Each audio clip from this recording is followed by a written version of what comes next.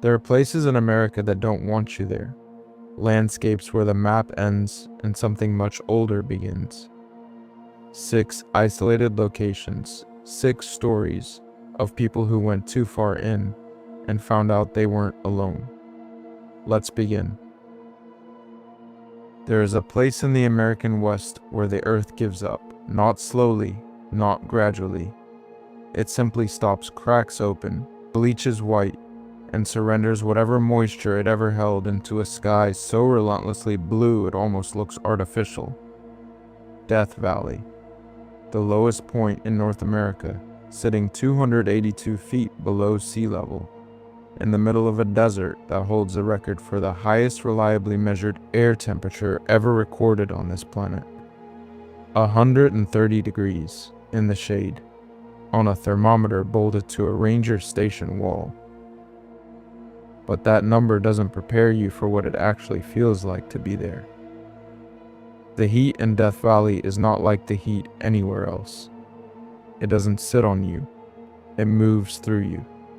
It finds the inside of your lungs first, then your eyes, then the soft tissue behind your knees. After 20 minutes of standing on the Badwater Basin salt flats, a man who has spent his life in the Nevada desert will tell you it feels like standing inside something alive. Like the valley is breathing on you, like it is making a decision about you. The salt flats stretch out in every direction, white and fractured, like the surface of a dead moon. The cracks in the salt form polygons perfect, repeating, mathematical as if something deliberate arranged them. The silence there is not peaceful. It is the silence of a place with nothing left to lose.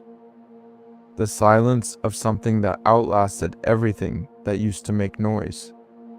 Death Valley has been populated for roughly 9,000 years, primarily by the Timbesha Shoshone, who refer to their homeland as Tumpisa, the land of rock paint.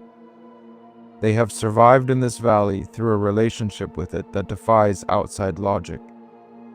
They know which springs run in which months. They know which canyons collect shade. They know which areas of the valley you do not walk into alone. And they have never, not in 9,000 years of living there, felt the need to explain why. That silence, the institutional silence of a people who decided certain knowledge was not for sharing, is part of what Marcus Webb was walking into when he arrived in October of that year. Marcus was 38, a geologist, specifically a structural geologist, the kind who cares about what the earth is made of and how it got that way, not in the abstract, romantic sense, but in the precise, data-driven sense of a man who measured truth in rock strata and core samples. He had spent 11 years with a research firm out of Reno, mapping mineral formations across the basin and range province. He had been to Death Valley 6 times before. He knew the terrain. He trusted his instruments. He trusted his training. He did not trust in things he could not see, measure, or classify.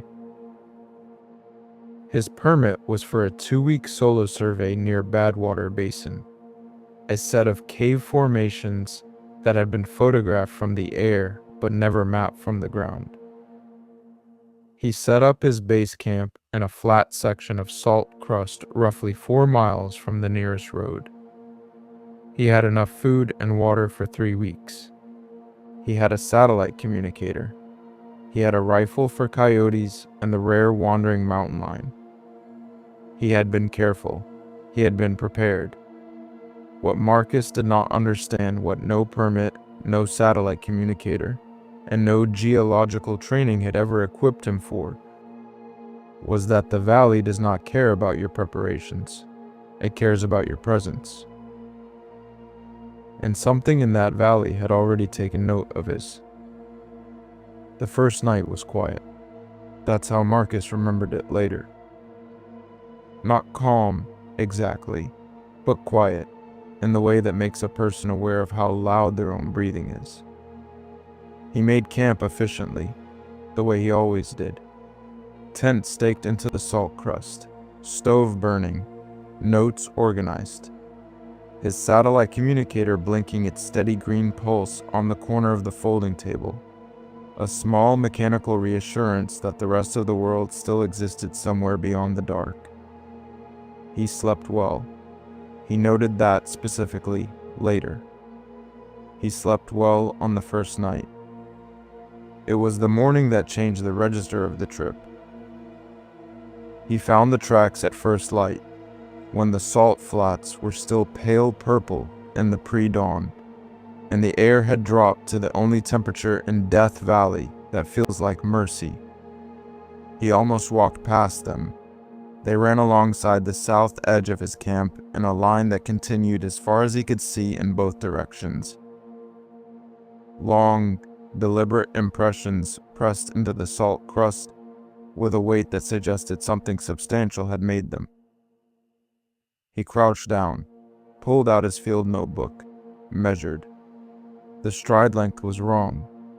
Too long for a coyote, too narrow for a mountain lion, and the pattern, the spacing between left and right impressions, didn't match any quadruped gait he could identify.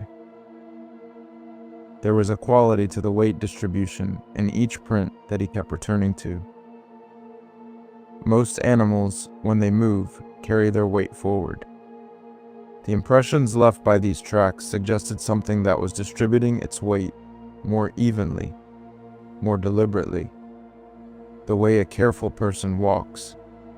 He photographed them, labeled the entry, unidentified animal tracks, south perimeter, stride approximately 38 inches, pattern inconsistent with regional fauna.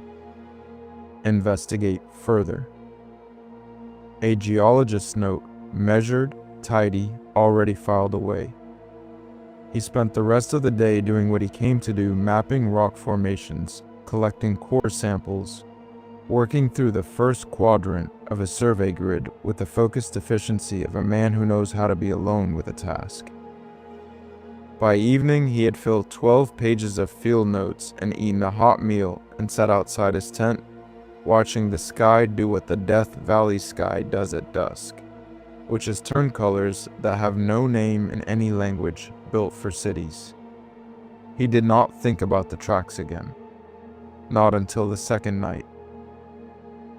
He heard it before he saw it, a sound he initially registered as wind moving across the salt, a dry, shifting friction, except the air was completely still.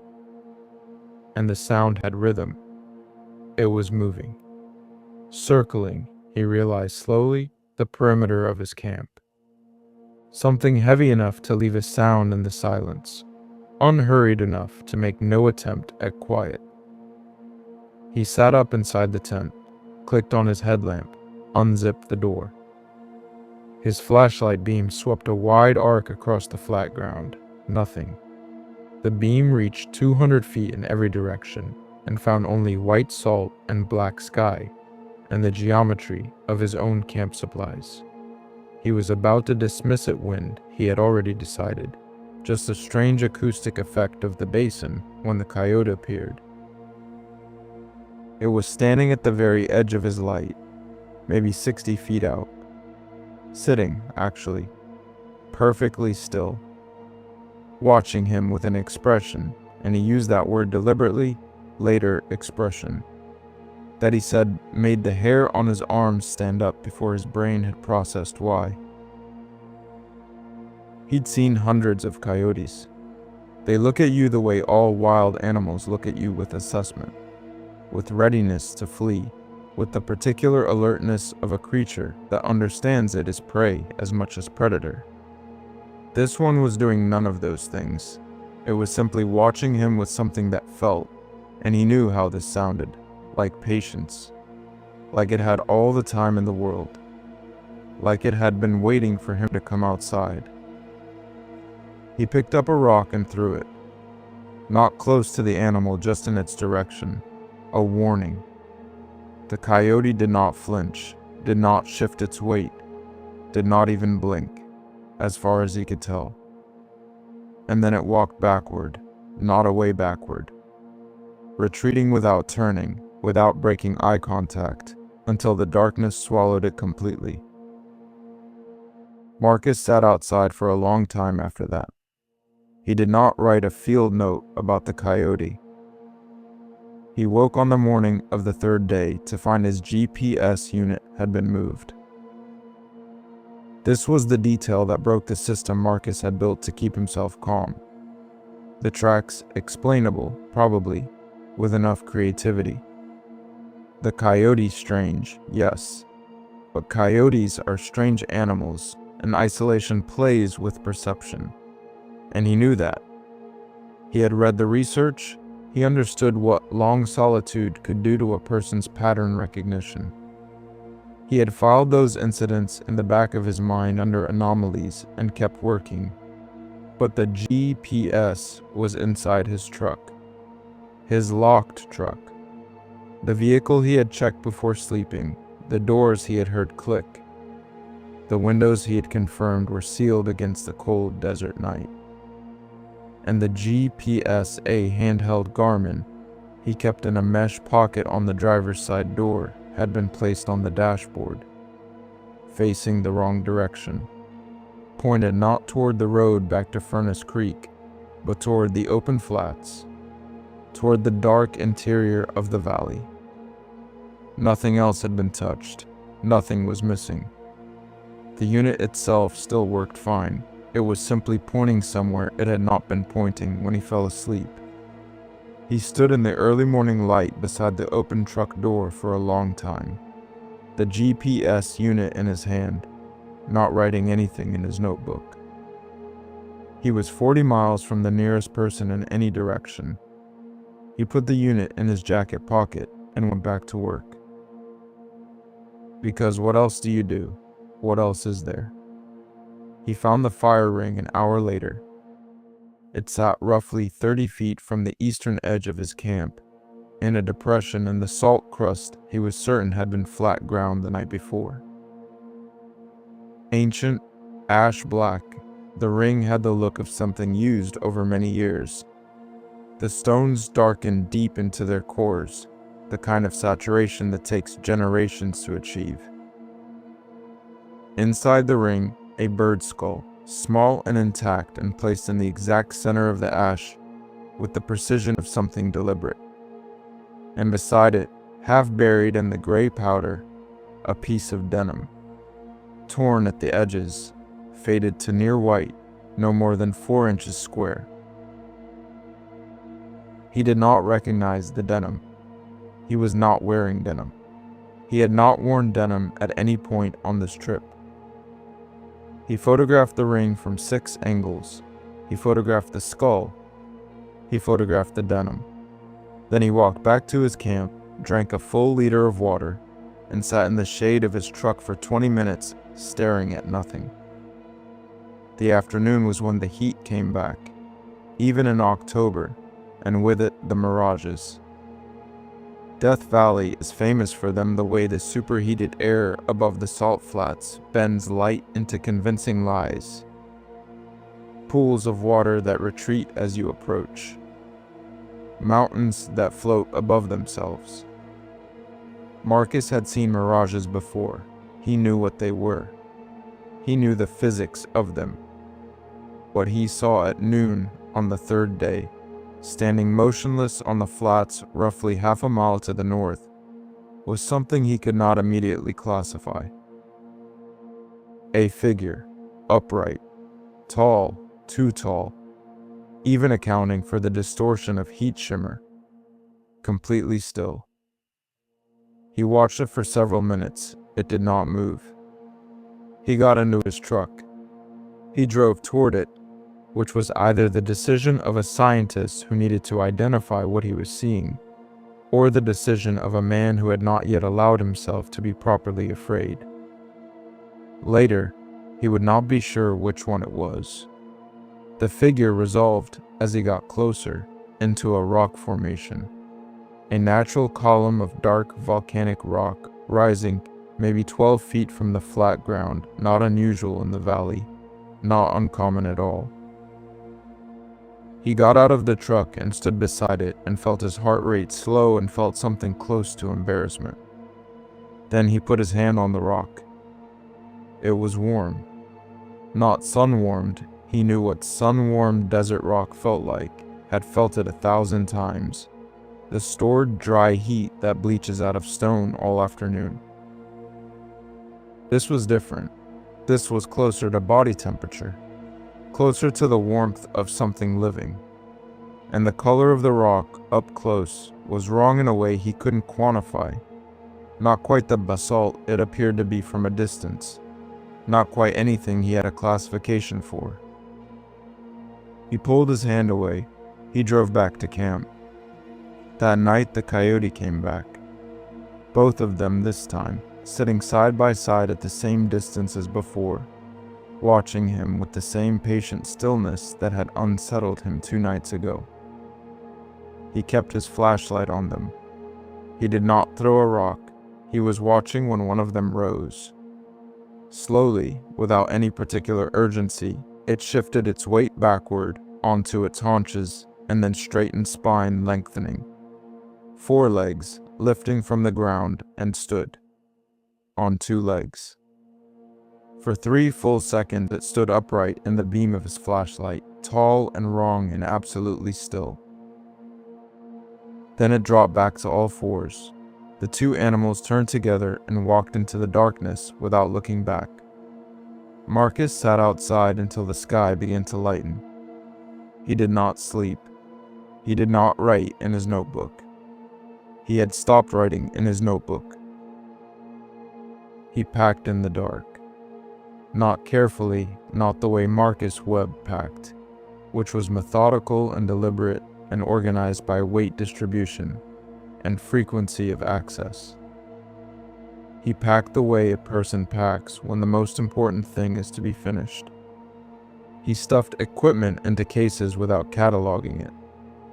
He left the tent stakes in the ground and folded the tent over them, a thing he had never done in 15 years of field work.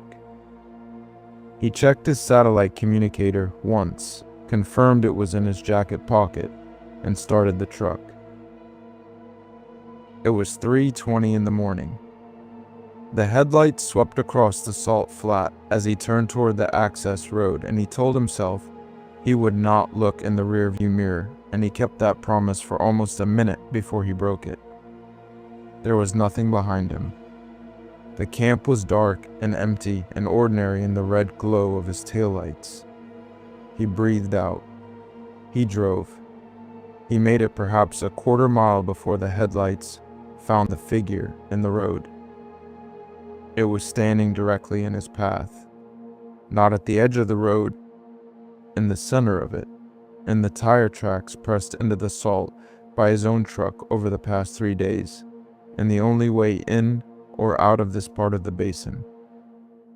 A human silhouette, tall, standing with an absolute stillness that felt less like someone waiting, and more like something that had always been there and had simply allowed itself to be seen. Marcus stopped the truck. He sat with his foot on the brake and the engine running and the figure in the full beam of his headlights, and neither of them moved for a time he could not measure. The figure had no face he could make out, no features, just the shape, head, shoulders, the rough geometry of a person standing where no person should be at 3 a.m. in the middle of Death Valley's most isolated basin. Then it took one step toward him, a single unhurried step, closing maybe 2 feet of the 30 between them. And the quality of that step, the absolute absence of hesitation in it, the patience of something that had no doubt about how this would end, was what moved Marcus's foot from the brake to the accelerator. He did not look away from the road until he reached the asphalt. The ranger on duty at Furnace Creek was a woman in her 50s named Carla, and she had the look of someone who had worked the valley long enough to have heard most things. She listened to Marcus without expression, without interruption. When he finished, She was quiet for a moment that went on long enough to be uncomfortable. Then she asked, "You camped near Badwater? And you left your fire burning?" He had left his fire burning. He'd forgotten it entirely when he packed. He told her yes. She nodded slowly, the way people nod when something confirms what they already believed. She told him that the Timbisha Shoshone, the people who have lived in and around Death Valley for at least 1,000 years, possibly much longer, maintain a specific relationship with the land that outsiders rarely understand and almost never are told about directly. There are places in the valley they do not go, not because the terrain is impassable, but because of an understanding that certain areas are not theirs to occupy, that certain parts of the basin belong to something else, and that arrangement has maintained a kind of peace for as long as anyone can remember. She said the area near Badwater Basin, in that particular stretch of the flat where Marcus had camped, where he had left his fire burning like an invitation, was one of those places. She did not tell him what lived there. He did not ask. Marcus Webb drove back to Reno that morning. He never returned to Death Valley. The cave mapping project he had spent 3 months planning and traveled 600 miles to begin was never completed. The research permit lapsed. His field notes 12 pages of geological observations, a series of track photographs, images of a fire ring, and a bird skull and a piece of denim, and a single photograph of a rock formation in the afternoon heat were submitted to the university archive at his request, sealed and not for circulation. He wrote one line on the outside of the envelope: "Do not open without my written consent." He has not given that consent. The envelope is still there. Marcus Webb is still in Reno, still working, still, by all accounts, a perfectly functional person. But he doesn't camp alone anymore. And if you ask him about Death Valley, if you ask him directly, by name, he'll change the subject. Not rudely, just firmly. The way a person changes the subject when the answer is something they've decided to stop caring out loud. That sealed envelope says everything he won't. If you're new here and this is the kind of storytelling you've been looking for, stay with us. Subscribe so the next one finds you, because it only gets stranger from here, and I'd rather you not miss what's coming. We're leaving California now, heading east to Texas, to a national park so remote that the rangers who work its deepest backcountry have a name for that part of the trail system. They call it the other side of nowhere. And what 2 experienced hikers brought back from the Chisos Mountains, it wasn't just fear. One of them caught it on camera. Big Bend National Park. 801,000 acres of Chihuahuan desert pressed against the Rio Grande, in the far southwestern corner of Texas, where the river bends dramatically south before correcting itself, as if it, too, briefly considered going somewhere else. The nearest city of any size is Alpine, Texas, which has 12,000 people and a Walmart and is still 3 hours away by road. Cell service in Big Bend is not unreliable. It is absent. There is no signal anywhere inside the park boundary, and the park boundary, for reference, is the size of Rhode Island. Most visitors see the developed areas, the visitor center, the lodge at the Chisos Basin, the paved roads that connect them. They take photographs and drive the Ross Maxwell Scenic Drive and eat dinner and sleep in beds, with electricity, and never get more than 3 miles from a flush toilet. That Big Bend is manageable, beautiful, even comprehensible.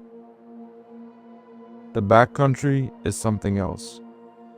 The Chisos Mountains rise from the desert floor without any geological warning. An island of cool air and ponderosa pine and Douglas fir sitting inside a sea of rock and thorn and creosote, 4,000 feet above the surrounding plain. From a distance, they look almost like a dream, a place that shouldn't exist inside this landscape, lush and dark green and almost gentle looking against the amber desert floor.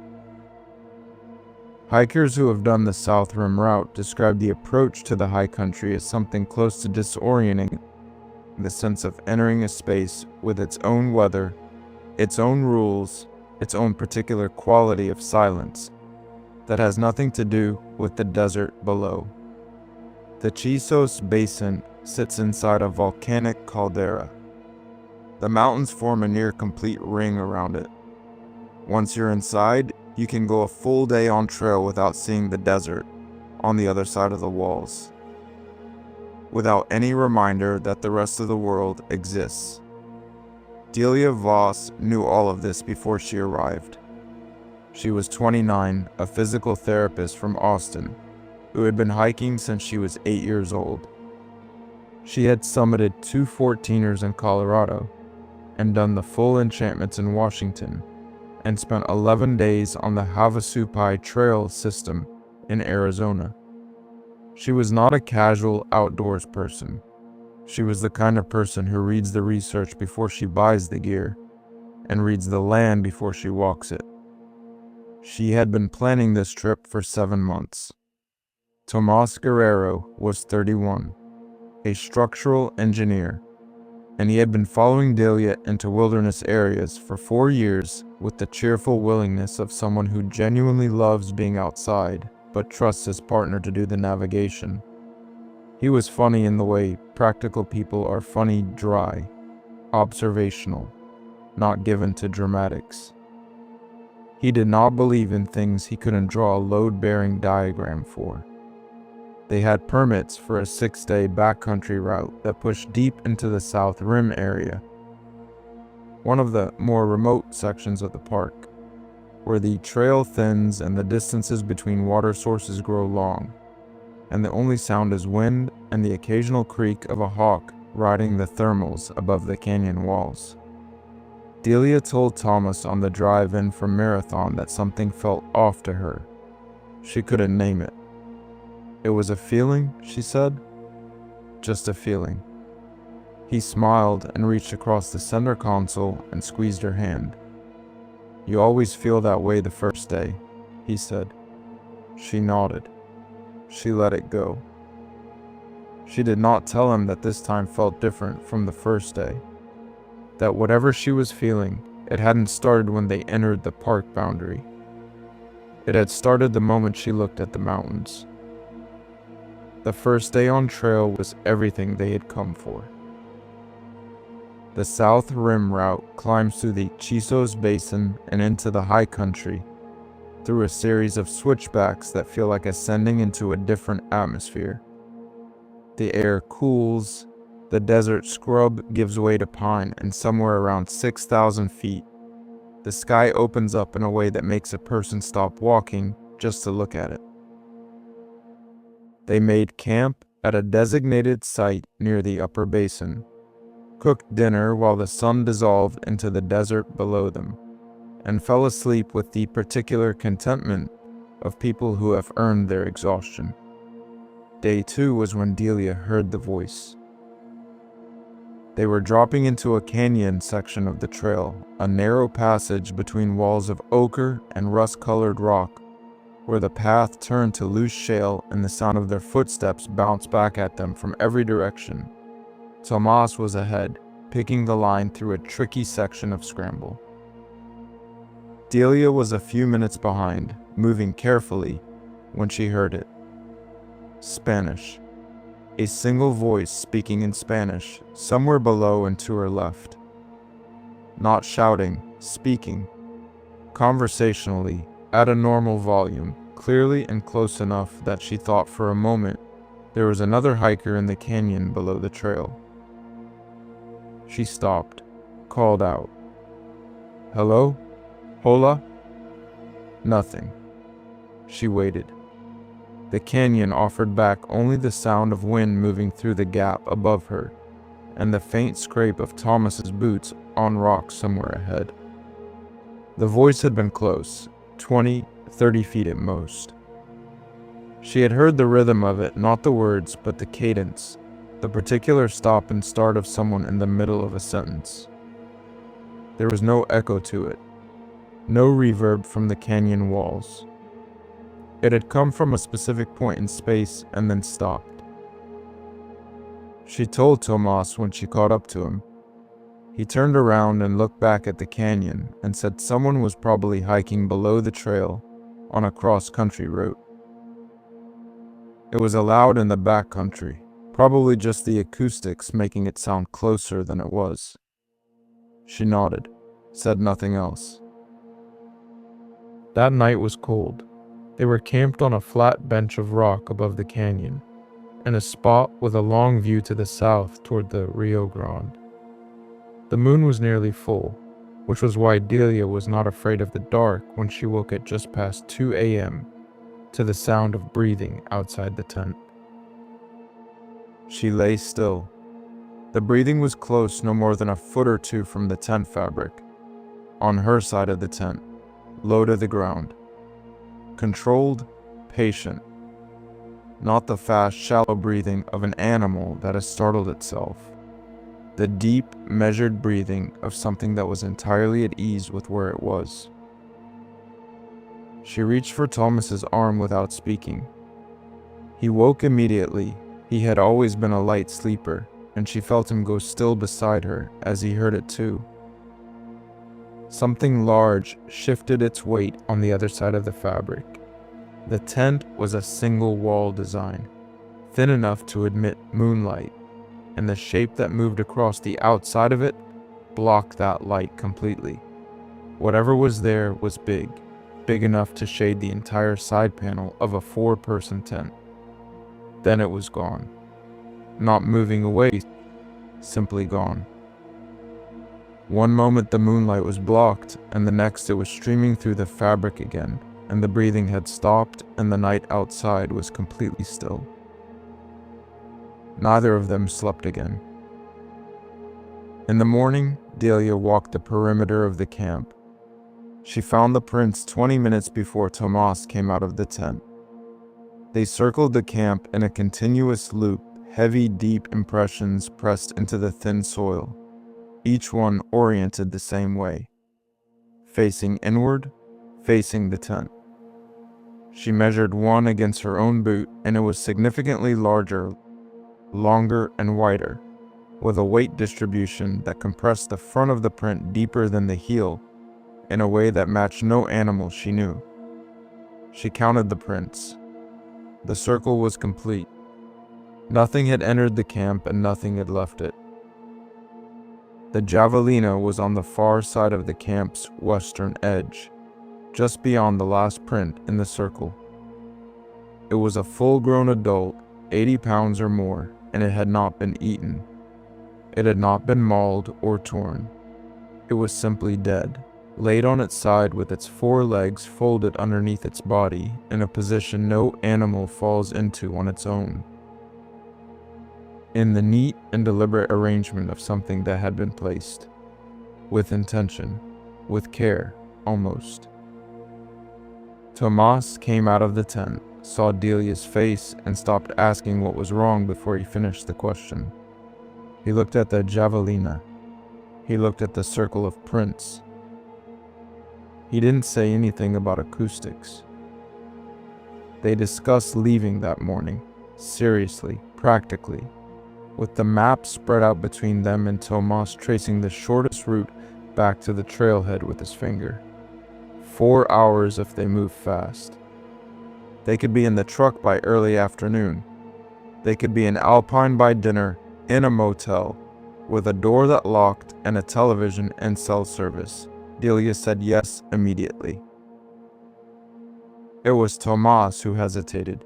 He stood there with his finger on the map and looked at the javelina, and looked at the circle of prints, and then, without any fully convincing reason, said maybe they should walk out to the south rim first, since they were already this close and had come this far.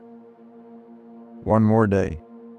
If anything else happened, they would leave at first light tomorrow without discussion. Delia looked at him for a long moment. Then she folded the map. "One more day," she said. She would tell people later that she didn't understand why she agreed to that. That some part of her, some deep procedural part that overrides the instinct for self-preservation, simply could not accept that something she couldn't name or see clearly was going to cut a 7-month trip short. She called it stubbornness. She used that word like an apology. They broke camp and kept moving. It was mid-morning on day 3 when Tomas saw the figure on the ridge. He stopped on the trail and shielded his eyes with his hand and looked up at the long switchback of rock above the tree line, where a shape stood at the crest of the ridge upright, still, watching the trail below. He thought hiker immediately. The shape was human enough for that. He raised his hand and waved, the easy trail courtesy wave of one backcountry person, acknowledging another. The figure did not wave back. It stood for a moment longer, long enough for Tomas to lower his hand and squint up at it with the first small seed of unease. And then it dropped. Not stepped back, not turned and walked away. It dropped, straight down, like something had pulled it below the ridgeline in a single motion, and the space where it had been was simply empty sky. He told Delia. She did not look up at the ridge. She kept walking. They made the south rim by noon, ate lunch on a ledge with a 2,000-foot drop to the desert below them, and said very little. The view was extraordinary. Neither of them were looking at it. They set camp earlier than planned, while there was still light, and built a fire larger than they needed it. Delia woke somewhere around 3 a.m. to a sound she had never heard before and has never been able to adequately describe since. She has tried. She says it was rhythmic. She says it was close within 30 feet, she thinks, though sound moves strangely in the canyon air. She says the closest approximation she can offer is a clicking. Dry, quick, repeating at irregular but patterned intervals. Like something was speaking in a register that had consonants and cadence but no vowels. No breath sounds, just clicks arranged in sequences that felt, and she used this word carefully, intentional. She sat up, the fire had burned low. Tomas was still asleep. At the edge of the tree line, where the pines thinned before the open bench of rock, there was a shape. She could see it in the remaining firelight and in the moonlight that made it past the canopy. The rough shape of a person, head, torso, arms, but the proportions were wrong in a way she noticed before she could identify. The shoulders were too wide and they did not sit still. They shifted slightly and continuously, the way a person's shoulders move when they are breathing hard. Except the breathing she could hear was her own and Tomas's, and neither of them was that shape. She said Tomas's name once, quietly. He was awake in an instant, sitting up with his hand moving automatically to the knife he kept clipped to the outside of his sleeping bag. He saw the shape. He said nothing. They watched it together for somewhere between 10 and 20 seconds, long enough for Delia to register that it was not moving toward them, not moving away, simply occupying that space at the tree line with a stillness that was more unnerving than movement would have been. Then it was gone. Tomas was out of the tent before Delia could speak. He swept his headlamp across the tree line, moved to the edge of the pines, crouched down. She heard him swear once, quietly, the way he swore when something genuinely surprised him. She came and stood beside him and looked down. Footprints, leading from where the shape had stood, moving toward the rock face at the base of the ridge. She followed them with the headlamp. They walked directly into the rock, not to the rock, not up to a crack or a ledge, or any feature that might explain where something could go. Into it. The last print was pressed against the base of the cliff face, and the cliff face was solid and unbroken above it. Nothing had come back out. They stood in silence for a while, then the clicking started again. From the left first the same dry, patterned sound, same rhythm, same terrible quality of intention. Then from the right, a second sequence, overlapping with the first but not synchronized. Then, after a pause that lasted just long enough for both of them to begin to breathe again, from somewhere directly above the camp, 3 directions, patient, unhurried. As if whatever was producing the sound was not trying to frighten them, as if it simply wanted them to know exactly where it was. They broke camp at 2 a.m., no discussion, no map. They both knew the route out by memory at this point, and there was nothing left to debate. Delia packed the tent while Tomas stamped out the fire. Neither of them spoke. The clicking had stopped sometime in the last hour, but stopping had not made it better. Stopping had made it worse, because stopping meant something had decided to stop, and the question of why and what came next was louder than the sound had ever been. They moved by headlamp, single file on the trail, Tomas in front. The Chisos Basin trail system is not technical terrain in the dark. It is wide enough and well marked enough that 2 experienced hikers moving carefully can manage it without difficulty. They made good time. The forest was silent around them, the kind of silent that is not peaceful. For the first hour, there was nothing. Then Delia saw it. Ahead of them on the trail, perhaps 40 feet, at the edge of Tomas's headlamp reach, something was walking. The same direction, the same pace. A shape, upright, moving through the dark with a smooth and unhurried rhythm that made no sound on the trail beneath it. She grabbed Tomas's arm. He stopped. The shape stopped. They stood still on the trail for a long moment, both headlamps fixed on the space ahead, both watching the shape that was watching them back from the dark. Tomas said her name once. They ran. Not sprinting, not quite. They were 5 miles from the trailhead, and they both knew that sprinting would end badly on dark mountain terrain, but moving as fast as they could move while staying on their feet. Tomas's hand finding Delia's at some point, and not releasing it for the rest of the way down. She never looked behind her. She made a decision not to, and kept it. They reached the trailhead parking lot as the sky was beginning to gray at the edges. Their truck was the only vehicle there. They got in and Tomas locked the doors and they sat. For an hour, neither of them said a single word. It was Delia who finally spoke. She asked about the trail camera. Tomas used an automatic trail camera on his pack, a lightweight unit he'd mounted to the back of his shoulder strap to capture wildlife during the hike. It ran continuously on a motion trigger. He had forgotten it was there.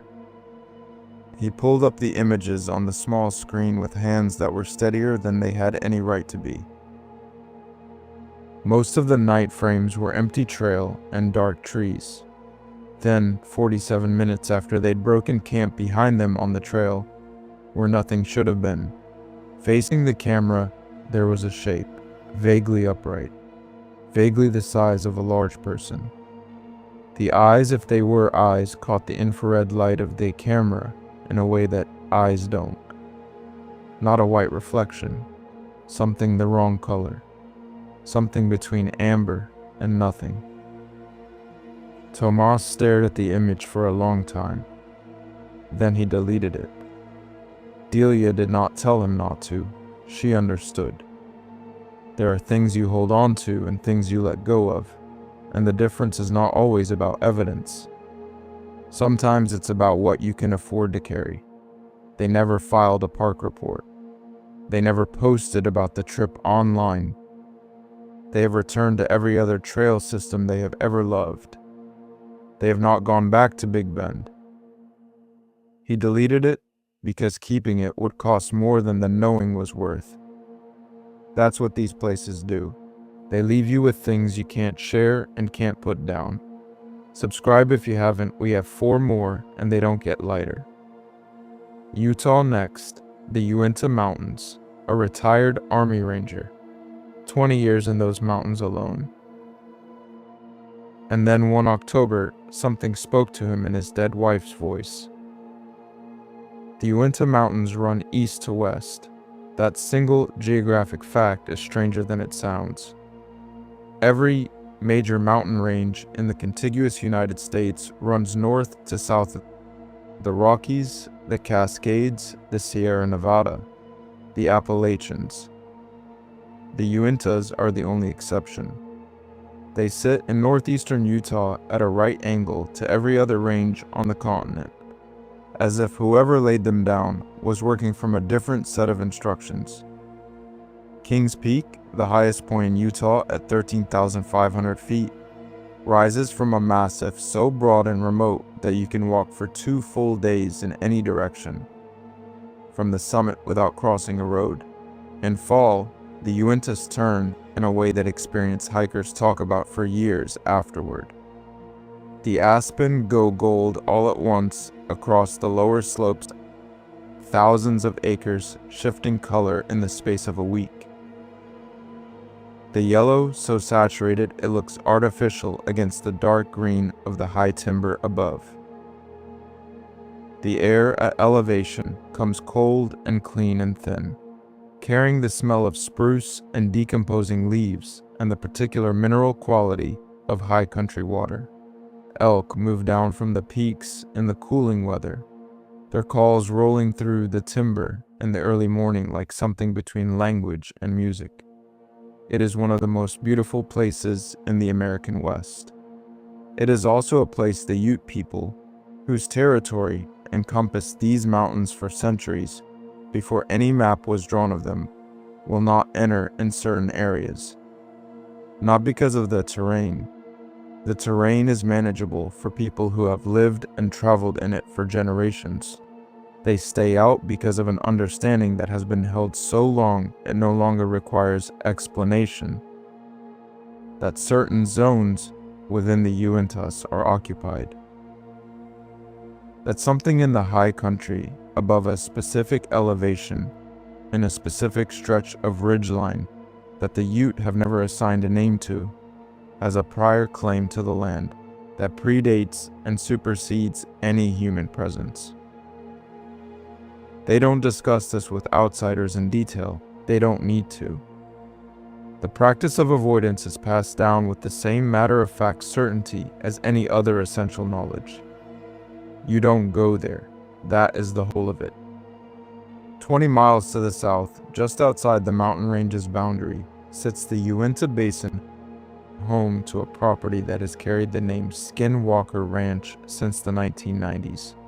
When a series of documented incidents involving unidentified animals, mutilated livestock, and experiences that defied conventional explanation drew national attention and have never been adequately resolved. Most people who know the area don't consider the ranch and the mountains to be separate phenomena. They consider them to be part of the same landscape. Neil Pratt had heard all of this.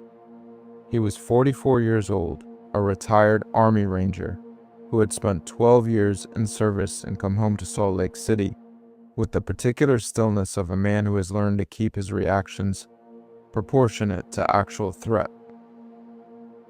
He worked as a contractor now. He had a daughter in college, a truck with 200,000 miles on it, and a season elk tag for the Uinta backcountry that he applied for every year and hunted every fall without fail. This was his 11th solo trip into the same stretch of high country. He knew the terrain well enough to move through it in the dark. He knew the wildlife well enough to read the timber by sound alone. He knew the difference between the movement of something that belonged there and something that didn't. He was not afraid of the wilderness. He had been very clear about that later, when he told his story. He wanted people to understand that first. He was not afraid of the wilderness. What found him in the Uintas was something else entirely. The first 3 days were exactly what Neil Pratt had come for. He moved camp in on day 1, covering 8 miles of high country terrain. To reach the area he'd hunted for a decade, a long glacial bench above 12,000 feet. Timber on 3 sides, a clear creek running along the eastern edge. Good elk sign from the previous season still visible in the ground. He set camp efficiently and quietly the way he did everything, and spent the remaining daylight reading the terrain, checking the timber edges for rubs and wallows, mapping the feeding areas in his head, building the picture. Days 2 and 3 he hunted. He saw elk, a small herd of cows, and 1 young bull moving through the aspen below the bench in the gray pre-dawn. He passed on the shot. He was looking for something older, something that had spent more seasons in these mountains, and he was willing to wait for it. The high country was doing what he needed it to do. The weather was cold and clear, the timber was quiet, the elk were moving on their patterns. Everything was behaving as it should. It was day 4 when he found the tracks. He was moving through a section of dense spruce timber on the north side of the bench, a route he had walked multiple times, over multiple seasons, when he came across the trail in the soft ground near the creek crossing. Elk, a single animal, a large one, moving east. He followed the tracks without thinking about it, reading the stride and the depth and the toe drag, building the picture of the animal's pace and weight. Then he stopped. The track stopped. Not gradually. Not a jump, not a scramble, not a turn. They simply ended mid-stride, as if the elk had been walking and then ceased to exist at a specific point in space. The last print was a complete impression, full weight, no scramble or pivot. In the soil around it, the earth beyond it was undisturbed. He crouched and looked at it for a long time, moving his eyes out in every direction, checking for continuation of the trail he might have missed. There was none. He walked a full circle of 20 feet around the last print. The elk had been there, and then it hadn't been anywhere. He filed it, didn't dismiss it. Neil Pratt was not a man who dismissed things that didn't add up, but filed it, set it aside to think about later, and moved on with the morning. That was discipline. That was how you functioned when something didn't fit the pattern. You noted it, you kept working, you came back to it. He came back to it that evening when he heard something moving through the timber above camp. He had been sitting outside his tent at dusk, eating, watching the tree line the way he always did at that hour. He heard the movement before he saw anything. A heavy, deliberate displacement of timber, branches shifting and snapping at a rhythm that was wrong. He had been listening to elk move through trees since he was 19 years old. He knew the sound with the certainty of long repetition. This was not elk. The cadence was too slow, the weight distribution between each sound too considered, too even. It moved the way something moves when it is thinking about how it moves. He took his rifle and went to look. The timber at the edge of the bench showed clear passage branches pushed back, displaced inward along a corridor maybe 4 feet wide. He followed it for 50 yards before he stopped and looked up and felt the first real thing in 3 days of wilderness calm that he would have classified in the operational language of his former life as a warning indicator. The branch damage was too high. Not high the way a bull elk in velvet clears a path, higher than that. He was 6 feet 2 inches tall, and the bent and broken branches above the corridor were consistently a foot to 18 inches above his reach. Whatever had moved through this timber had done so at a height that had no straightforward explanation. He stood in the damaged corridor and looked up and breathed steadily and thought about it. Then he found the hide.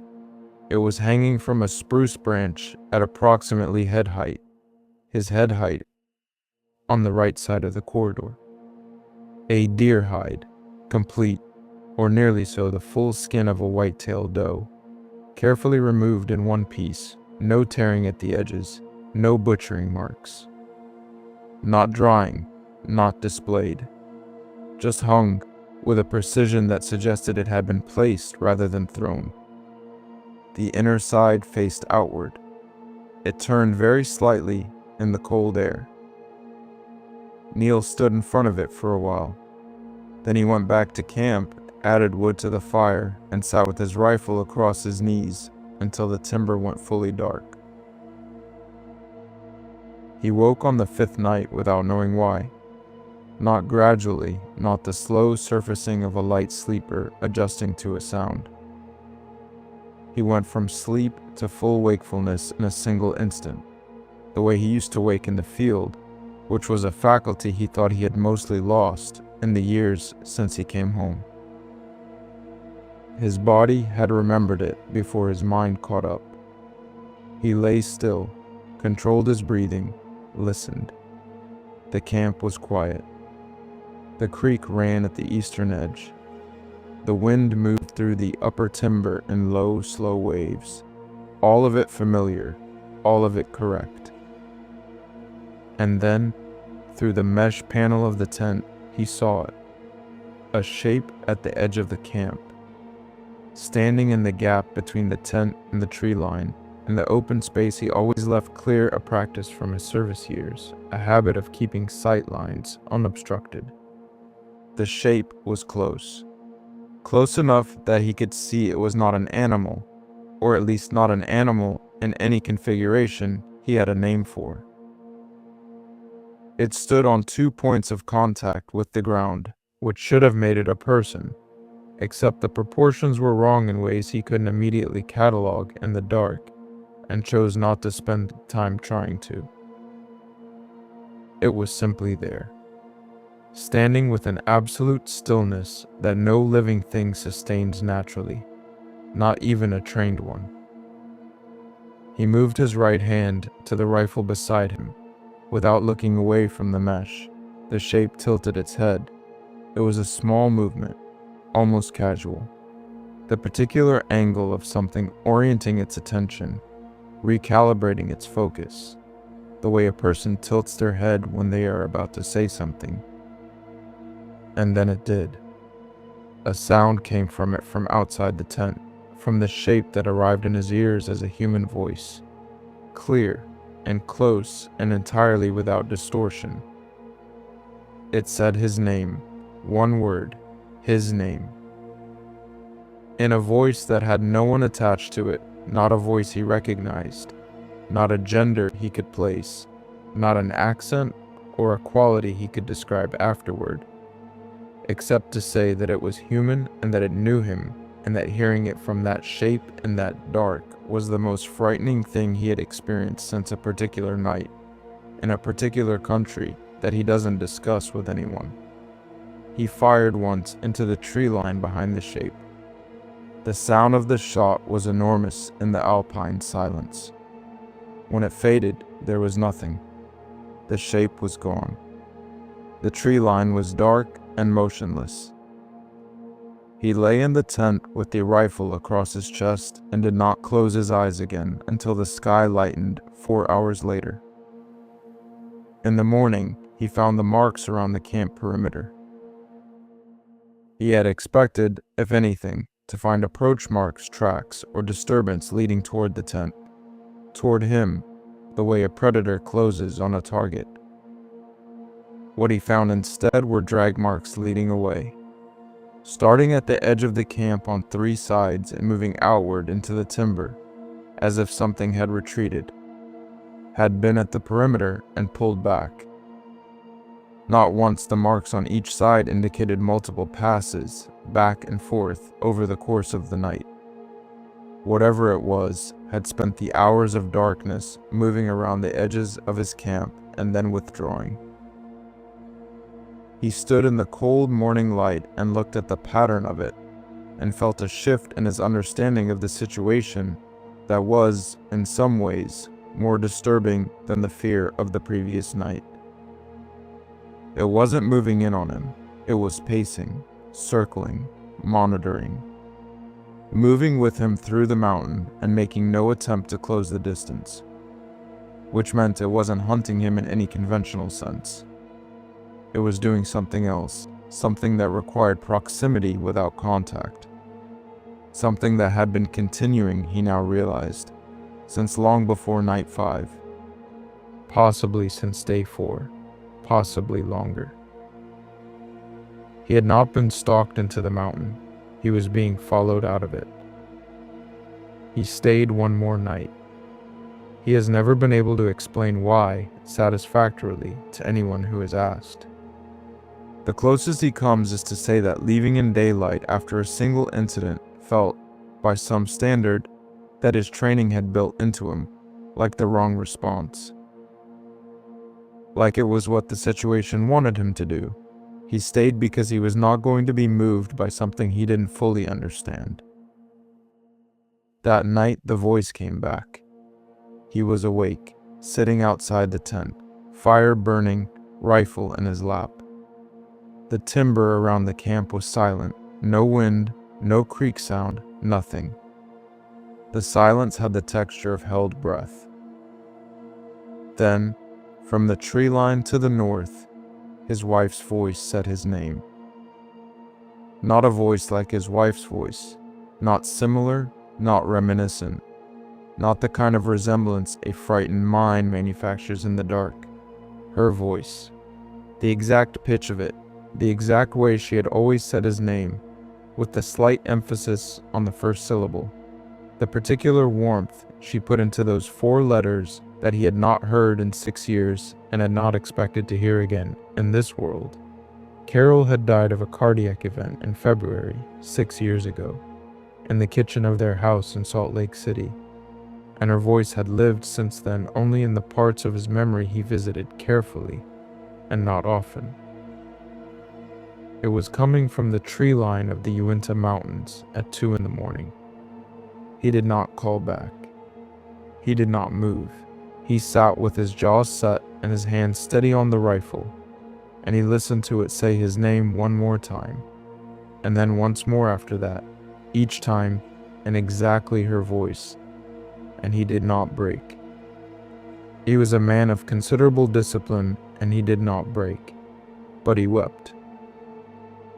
He would tell people later, in the only account he ever gave of this, that it was not grief that made him cry.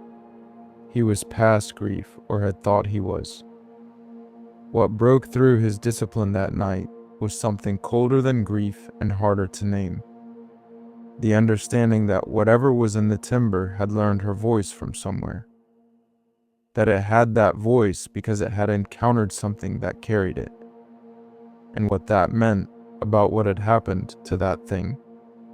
And when, and whether any of it had been peaceful. That was what undid him, there in the firelight, 12,000 feet up in the Uinta Mountains, with the dark pressing in from every direction. He sat there until a voice stopped. It stopped eventually, the way all things stop. He packed out the next morning. Not at first light before first light, moving by headlamp in the hour before dawn, breaking camp in the same methodical silence he had maintained through everything else. He left nothing behind. He checked the camp 3 times the way he always did, and on the 3rd check stood for a moment, in the space where the tent had been, and looked at the tree line to the north and said nothing and picked up his pack and walked. 15 miles to the trailhead. He covered them in just under 5 hours, moving at a pace that discouraged thinking. The timber gave way to open alpine slope, and the slope gave way to the lower aspen belt, still gold at the edges, and he walked through all of it without stopping, without eating, without looking behind him more than twice. The second time he looked, there was nothing there. He did not look a third time. The trailhead gate was a simple metal bar across a dirt road, the kind that exists at the boundary between the managed world and the unmanaged one.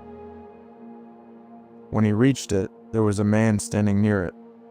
An older man, Ute, Neil thought, by his features and his bearing, a man in his late 60s or early 70s, with the unhurried quality of someone who had spent a great deal of time outdoors and made peace with most of what he'd found there.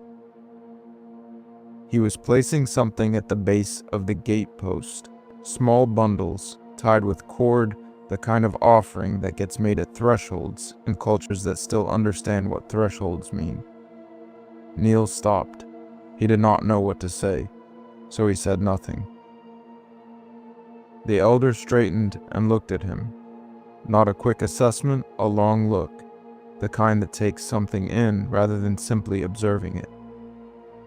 He looked at Neil's face for long enough that Neil became aware of what his face must be showing, which was more than he intended to show anyone. Then the elder said, "It tried to talk to you." Not a question. The phrasing of someone confirming a thing they already know. Neil said yes. The elder nodded slowly. He looked back at the tree line above the trailhead for a moment. The long slope of timber running up toward the high bench where Neil had camped. And when he spoke again, his voice had the particular flatness of a man delivering information he has delivered before to people who needed it and could not use it to change anything. "It learned that voice," the elder said, "from something it consumed." Neil stood with that for a moment. Then he thanked the man. He didn't know why he said thank you for the confirmation, maybe that he hadn't imagined it. That it was real and had a name, even if the name was just it.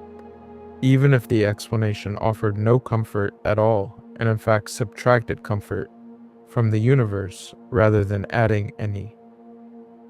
He said thank you and walked to his truck and drove south. He dismantled his hunting camp when he got home. The tent, the stove, the folding table, the gear he had used for 11 seasons in the same mountains. He put it in boxes and moved the boxes to the back of the garage and did not go back to them. He has hunted since. Elk, deer, the same seasons, the same tags. He does not go alone. He has told this story exactly once at a gathering of veterans he meets with monthly, in a room they keep dim because some of the men in it prefer the dark for certain conversations. He told it plainly, the way he does everything, without embellishment or editorial. In the middle of it, at the part about the voice, he stopped for a moment. His jaw tightened. He looked at the floor. He cried once, a single, brief moment, quickly controlled. He did not explain why. The men in the room did not ask. Some things you cry about in the presence of people who understand that the explanation is not the point. He finished the story. He has not told it again. That thing in the Uinta didn't find a weakness in Neil Pratt. It found a wound. And it used it like a key. If that kind of storytelling matters to you, subscribe. These accounts deserve more than the algorithm. South Dakota next, the Black Hills, sacred ground, stolen ground. 4 people bring a podcast recorder into a restricted tribal zone because they think it'll make good content. It does. That's the problem. Before the story begins, you need to understand what the Black Hills are. Not geologically, not as a tourist destination, not as the backdrop to Mount Rushmore, not as the setting for the famous motorcycle rally in Sturgis every August. You need to understand what they are to the people who have the oldest relationship with them, because that relationship is the context without which nothing that follows makes any sense. The Lakota Sioux call them Pahasapa, the heart of everything that is. That phrase is not poetry. It is not metaphor. It is a literal cosmological statement, a description of what the Black Hills occupy in the Lakota understanding of the world. Not the center of their territory, though they are that too.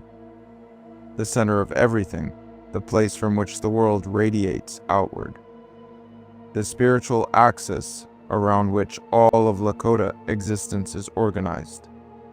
Bear Butte, on the northeastern edge of the hills, is among the most sacred sites in the entire tradition. A place of prayer and vision quest, used continuously and reverently for thousands of years before the first European set foot on this continent. In 1877, the United States Congress passed the Black Hills Act and took them. Not purchased, not negotiated, took. The 1868 Treaty of Fort Laramie had guaranteed the hills to the Lakota in perpetuity. The discovery of gold in 1874 ended that guarantee. The act was passed over Lakota objection without Lakota consent, in direct violation of the treaty that the United States government itself had signed 9 years earlier.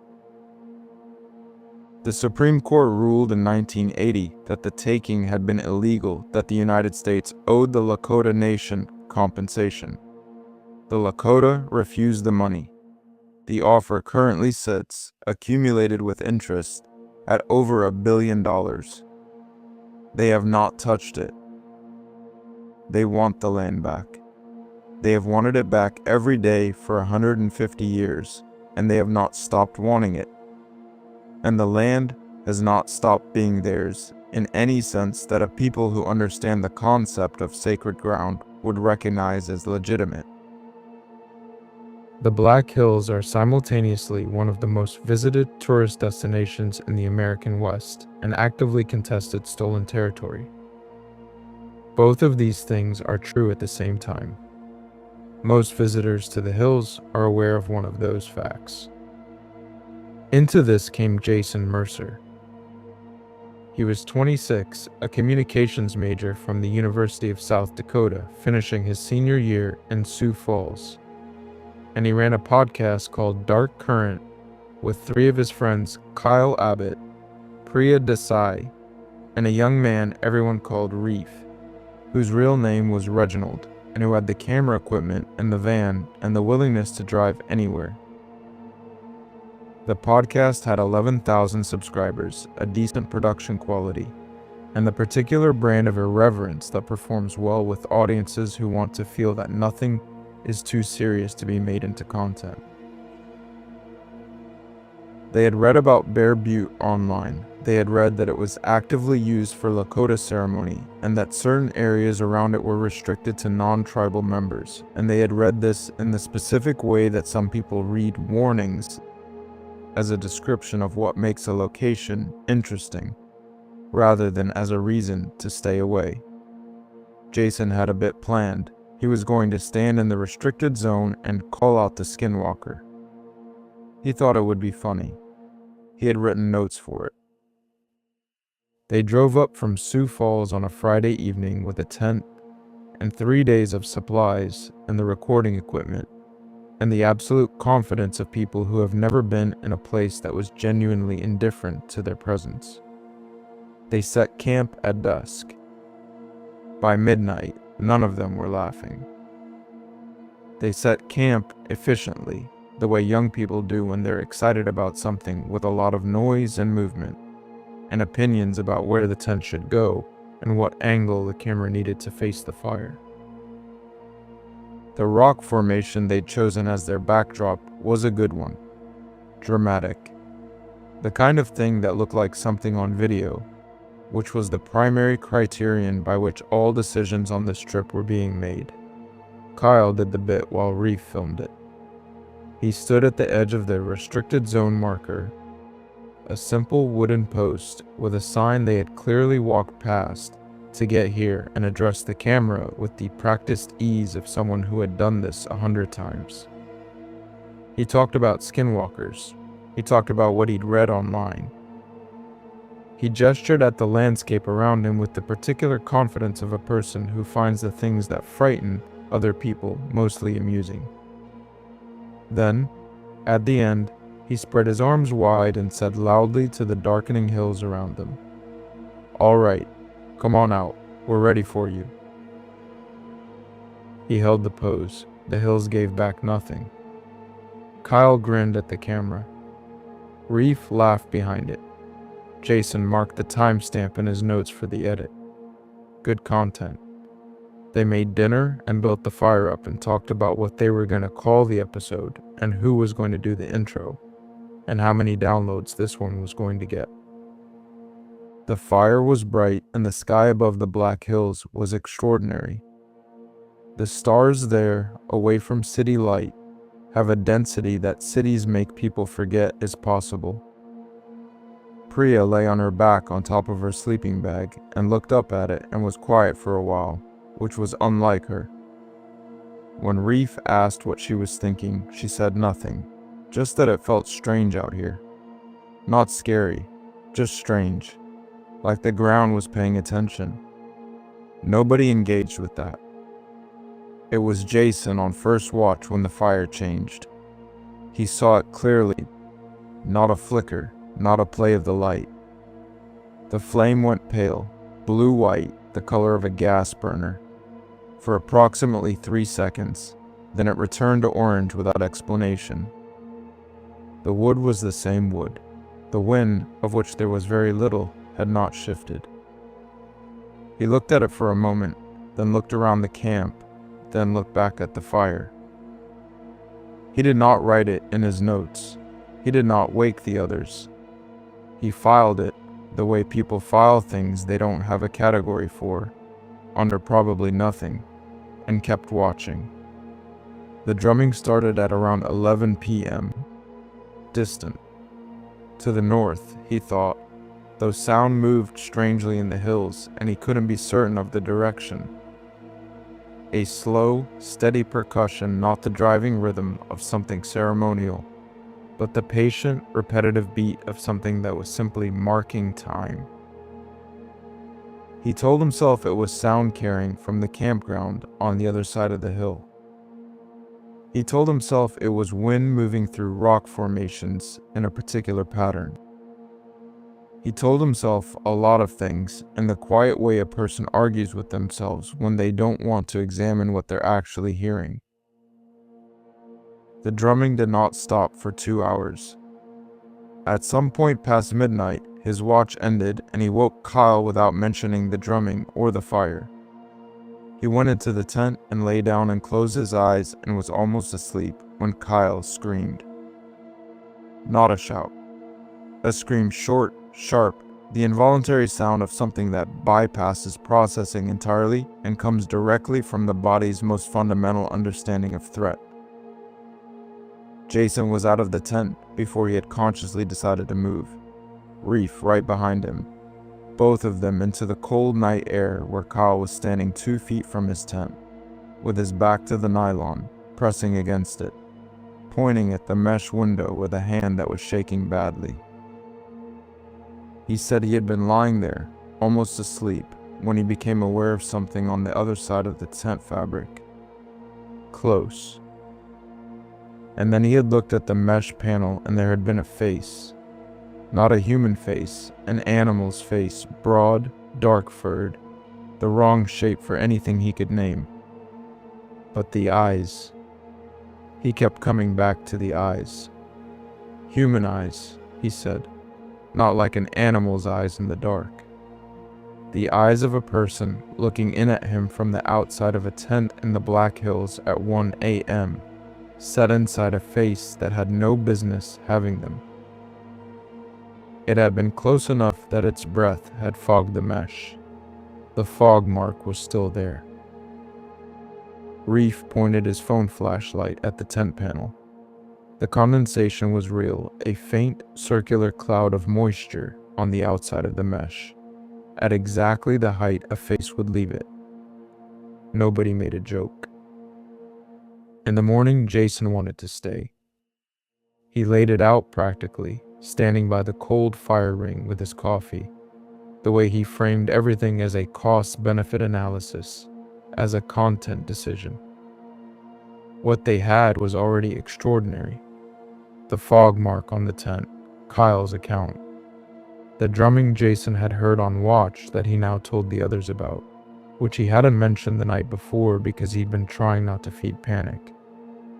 What they had was the beginning of something.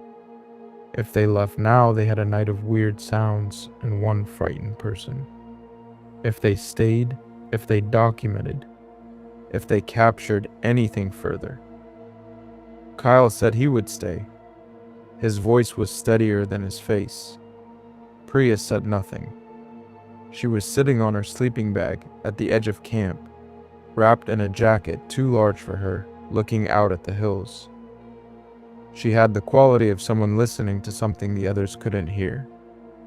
When Reef asked her directly, she said, "I don't feel right."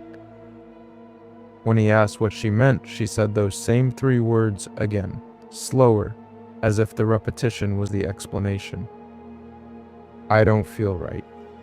Not sick, not scared, just not right." Like something in the frequency of the place had shifted overnight and her body had noticed before her mind caught up. Jason said they'd do one more day and then reassess. They spent the morning checking and cataloging the equipment, the way you do when you need a task to make you feel functional. Reef checked the camera batteries. Jason reviewed his notes. Kyle rebuilt the fire. And Priya, checking the audio recorder she had left running on the equipment bag overnight, positioned to catch ambient sound, wildlife, anything usable for the episode's soundscape, found 11 minutes of something she could not identify. It began at 2:14 a.m., which was after Kyle had screamed and after everyone had gone back into their tents. 11 minutes of sound, low, rhythmic. Not the drumming Jason had heard earlier, which had a clear percussion quality. This was something else, a sustained, rolling sound at the low end of what the recorder could capture, with a pattern to it that she kept trying to map onto something biological. Breathing, she thought at first.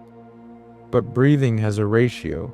The intake and the exhale follow a proportion that living things maintain because living things need oxygen at a certain rate. The intervals in this sound didn't follow that ratio. They were too long in some places and too short in others, varying in a pattern that had internal logic but not biological logic. Like something that had learned to approximate breath without needing to breathe. She played it for the group once. No one asked to hear it again. In the afternoon, Jason noticed the recorder itself had moved. He had placed it on the equipment bag, which sat against the left rear wheel of the van. It was now on the ground, 6 feet away, on the far side of the fire ring, facing the tree line. Not dropped, set down with the same deliberate precision as everything else in this story, facing outward, facing whatever was in the hills beyond the camp. No one in the group had moved it. They established this quickly and quietly, and then nobody said anything else about it. That night was when the shape came through the fire. They were all sitting around it, awake, together, by unspoken agreement, not splitting into tents again when it happened. Something moved into the edge of the firelight from the left, from the dark between 2 rock formations to the west.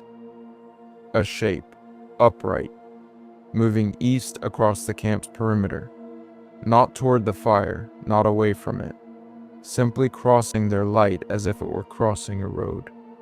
It was on 2 legs. The legs were too long, the stride covering more ground than the height should have allowed. The movement was too smooth, without the small adjustments and rebalances of a human walking on uneven ground. It crossed through the outer edge of the firelight, where the orange met the dark, in under 3 seconds. It did not slow. It did not turn to look at them. It simply crossed their light and continued into the dark on the other side and was gone. Nobody reached for a camera. Priya had her arms wrapped around her own knees and her chin down. Reef had set his phone face down on his leg. Kyle was looking at the ground to his left, at approximately the spot where the shape had appeared. Jason was looking at the place where it had disappeared. No one spoke for 20 minutes. When Jason finally opened his mouth, what he said was not about the podcast. He said, "We should go in the morning." Nobody argued. They broke camp before dawn. No ceremony, no debrief, no final shot for the episode. They packed the van in the dark with the systematic speed of people who have collectively decided that the only thing that matters right now is the distance between themselves and where they currently are. The fire was stamped out. The tent came down. In 11 minutes, they were on the road and the Black Hills were behind them. And everyone was looking at the road ahead and not the hills receding in the mirrors. They were 20 minutes out on a flat stretch of 2-lane blacktop with nothing wrong. No hills, no curves, no mechanical warning of any kind when the van died. Completely. Not a sputter, not a warning light, not the grinding reluctance of an engine with a problem. Everything electrical in the vehicle switched off simultaneously, as if a switch had been thrown. The engine, the headlights, the dashboard, the radio that Reef had turned on low to fill the silence. All of it at once, on flat, empty road at 3:30 in the morning. They sat in total darkness for 6 minutes. Nobody got out of the van. Nobody suggested it. They sat in the dark on the road in the Black Hills and waited, with the particular motionless patience of people who have understood, finally and completely, that there are situations in which doing nothing is the only correct response. Then, everything came back. The engine turned over without anyone touching the ignition. The headlights came on. The dashboard lit up. The radio resumed, mid-song, exactly where it had been interrupted. And the clock on the dashboard, which had read 3:31 when the van died, now read 11:11. It was 3:37 AF. Reef drove south without saying anything. Nobody asked about the clock. They published the audio 3 weeks later. Not the episode, just the 11 minutes of sound from the overnight recording, with a brief written description of where and when it was captured. No editorializing, no branding, just the file and the context. 400,000 listens in 6 days. On the 7th day, Jason deleted it. When people online demanded to know why, he said simply that it was too real to monetize. That was the whole explanation. He did not elaborate, and he did not respond to follow-up questions, and the post, where he explained the deletion, was itself deleted shortly after. 3 months later, at 3 a.m. on a Tuesday, Kyle called Jason. He said there was something outside his apartment window. He lived on the 4th floor. Jason drove to Kyle's building. He does not say what, if anything, he found there. He says only that Kyle did not sleep in that apartment again, and that whatever needed to be said between them was said that night, and has not been repeated since. Dark Current released no further episodes. The feed still exists. The existing episodes are still there. But the last upload timestamp is the Friday they drove to the Black Hills, and no explanation has ever been given for the silence. Some content, it turns out, costs more to make than it earns. The Black Hills aren't dangerous because they're wild. They're dangerous because they remember. Every footstep, every joke, everything. We're more than halfway through tonight. Subscribe if you haven't, and leave a comment. Tell me which story has gotten to you so far. New Mexico next. The Organ Mountains. A cultural anthropologist. A canyon wall. A pictograph no one has ever documented. And a photograph with a shadow that nothing in that canyon could have cast. 40 miles north of the Mexican border, just east of Las Cruces, the Organ Mountains rise from the Chihuahuan desert floor, without preamble or apology. They are not round mountains. They are not the kind of mountains that suggest age and patience and geological time.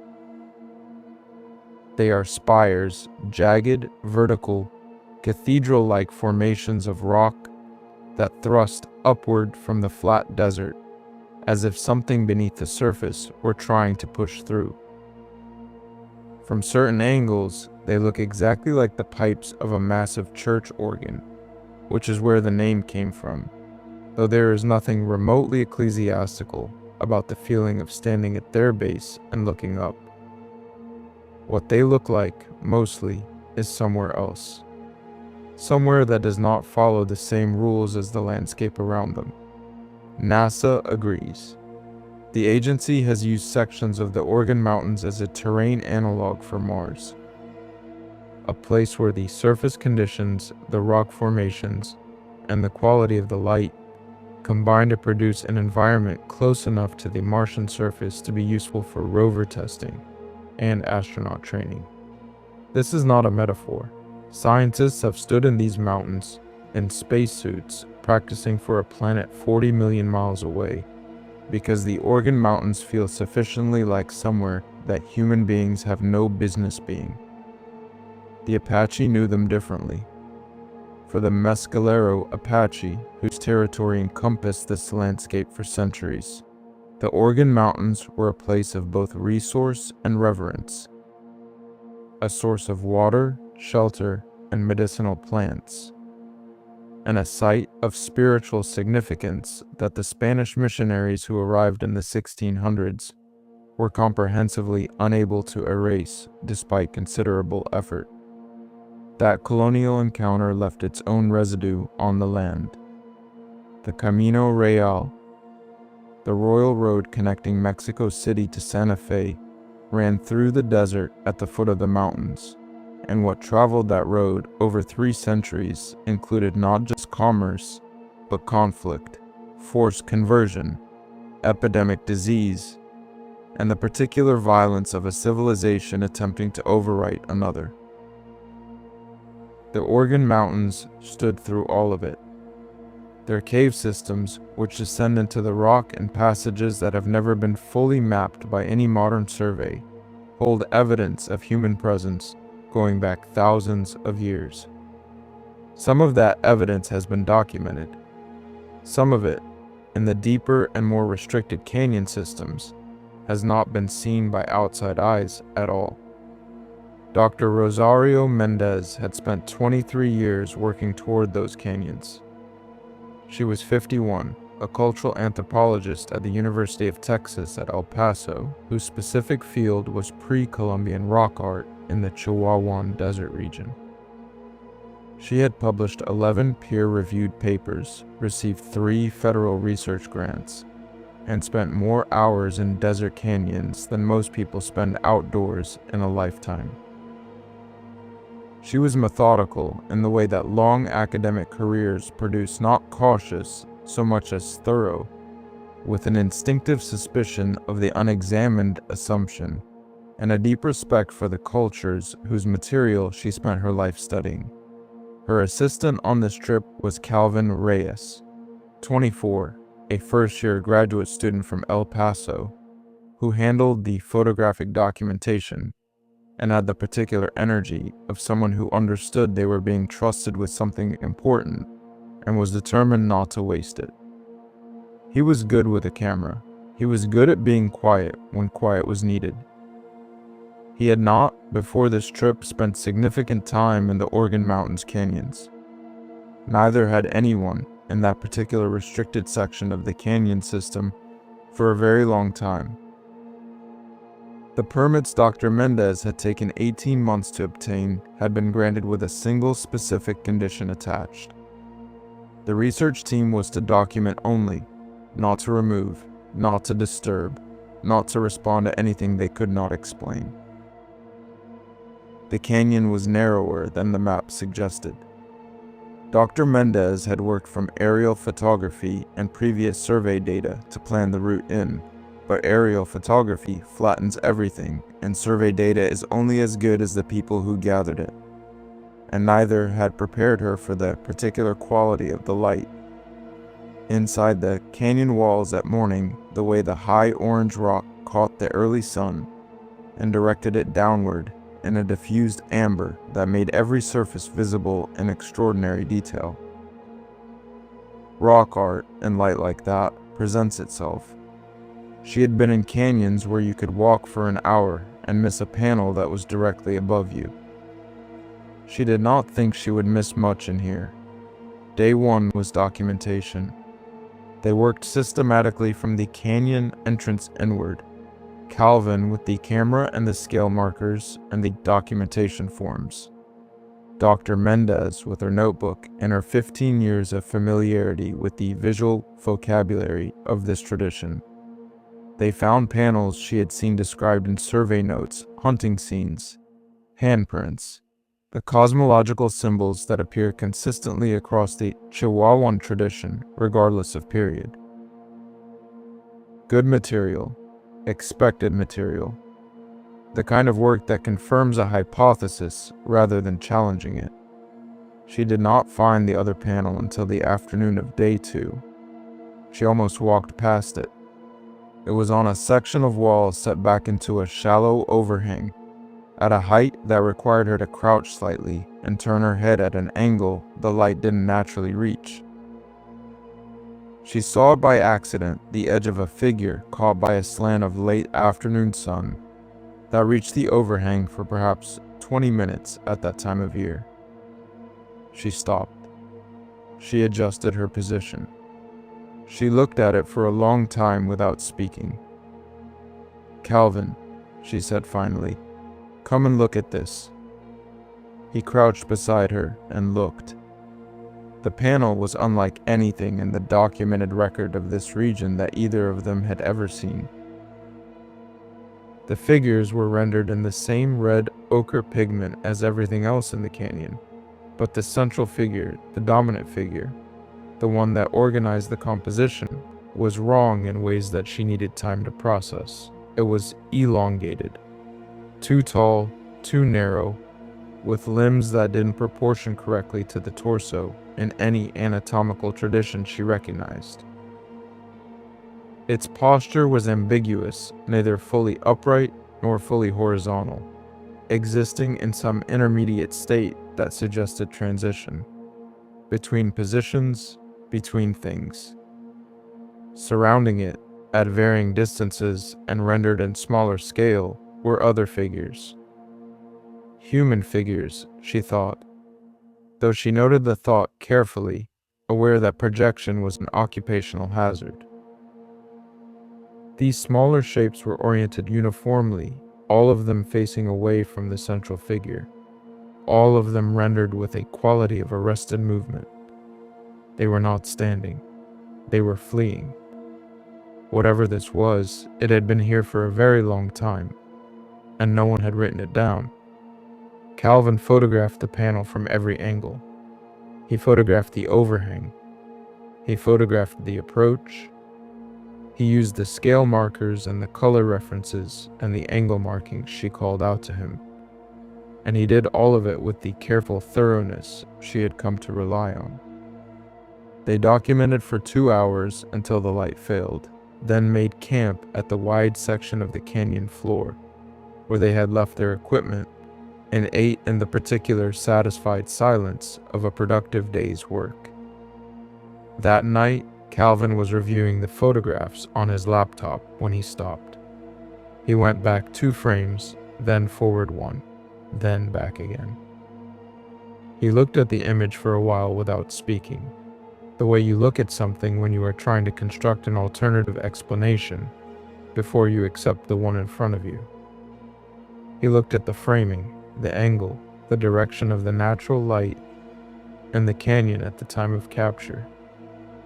He looked at everything that was in the frame that could possibly account for it.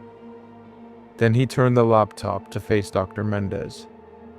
In one of the photographs of the canyon wall, not the panel itself, but the wider establishing shot showing the wall and the overhang and the approach corridor, there was a shadow.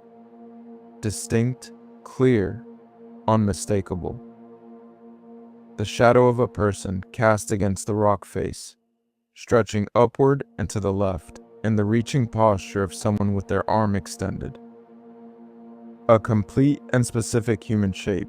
Nothing in the photograph cast it. Every light source was accounted for: the angle of the late sun, the direction of the ambient fill. He had checked. There was no object, no person, no structure in the frame from which that shadow could have originated. It was simply there, on the wall, in the shape of something that had been standing in that canyon while they worked and had left its shadow behind when it moved. Dr. Mendez looked at the image for a long moment. Then she said, "Delete it." Calvin said, "Why?" She said nothing. That night the canyon made sounds. Not wind, or not only wind. There was wind, the kind that moves through narrow rock channels in low sustained tones that any geologist or desert hiker can explain and has heard before. But inside the wind, at intervals, there was something else. A quality that was not quite a voice and not quite not a voice. A sound with the architecture of language rhythm, pause, variation without any of the content. Calvin lay in his sleeping bag and listened to it and could not stop his brain from trying to locate words inside it the way you find shapes in clouds. And the trying was worse than the sound itself. He said nothing until morning. Over coffee, before they began the day's work, he told Dr. Mendez what he'd heard. She listened with her hands around her cup, looking at the canyon wall above their camp, and when he finished, she was quiet for a moment, in the considering way of someone deciding how much to say. She told him about Chai-Edi, the Apache concept specific to the Mescalero tradition, whose territory these mountains fell within, describes what remains of a person after death, when the dying was wrong, when the transition was incomplete or corrupted by violence or by actions in life that left something unresolved. The Chai-Edi is not a ghost in any Western sense. It is not the person. It is the dangerous residue of a person, the part that cannot complete the passage, that lingers in the places the person knew, that produces disturbance and illness and encounters that no one comes away from unchanged. She said the Apache understanding of this was precise and had been consistent across centuries and was taken seriously in a way that the English word superstition was completely insufficient to describe. Then she told him about the Navajo concept of the skinwalker, what it was believed to be capable of, what both traditions, the Apache and the Navajo, neighboring cultures with distinct spiritual frameworks, agreed on without apparent consultation. That certain things existed in the desert that were old enough to have been here before the people who first named them. Old enough to have accumulated knowledge and capacity that had no precedent in any living category. Things that had names in these languages only because the languages had been shaped over generations, specifically to describe them. Things for which English had nothing adequate. "The canyon sounds you heard last night," she said when she had finished, "are not new. People have been hearing them in this specific location for a very long time." Calvin asked her how she knew that. She picked up her notebook. "Because some of them wrote it down," she said, "in ochre on the walls." She meant the pictograph. He understood. He did not ask anything else. They worked through the morning. The canyon was cooperative. The light was good. The panels they had identified the day before yielded more detail in the morning angles than the afternoon. And the systematic work of documentation had the steadying quality that structured tasks always carry for trained people in uncertain situations. Dr. Mendez worked with total concentration. Calvin matched her pace. It was Calvin who found the camp. He had moved ahead to document a section of the canyon floor before she caught up, and he stopped at a widening in the canyon where a previous camp had clearly been made. A fire-ringed dark stone, substantial ash clearly used within the last few days. The ash had not fully settled, and the stones retained a faint warmth in the cool morning air. Around the ring, the evidence of a camp set and occupied. Disturbed ground, a cleared sleeping area. The marks of equipment that had been placed and removed. He checked the permit documentation. No research team had access to this section. No recreational camping was authorized. This portion of the canyon system was restricted. Only Dr. Mendez's team had current permits for any activity in this zone. He looked at the ground around the camp carefully, the way she had taught him to look at things systematically, attending to what was actually there rather than what he expected. Footprints came in from the north, from the deeper canyon. Several passes, back and forth, suggesting multiple days of activity. He followed them in one direction, toward the southern exit. They stopped 60 feet from the fire ring. Not at a rock face, not at a scramble or a climb. On open sandy canyon floor, simply stopped, mid-stride, in a way he had no framework for and did not try to construct one. He told Dr. Mendez when she arrived. She looked at the footprints for a long time without touching them. Then she photographed them and moved on, in the way of someone adding data to a picture they had already begun to form. The figure appeared that afternoon.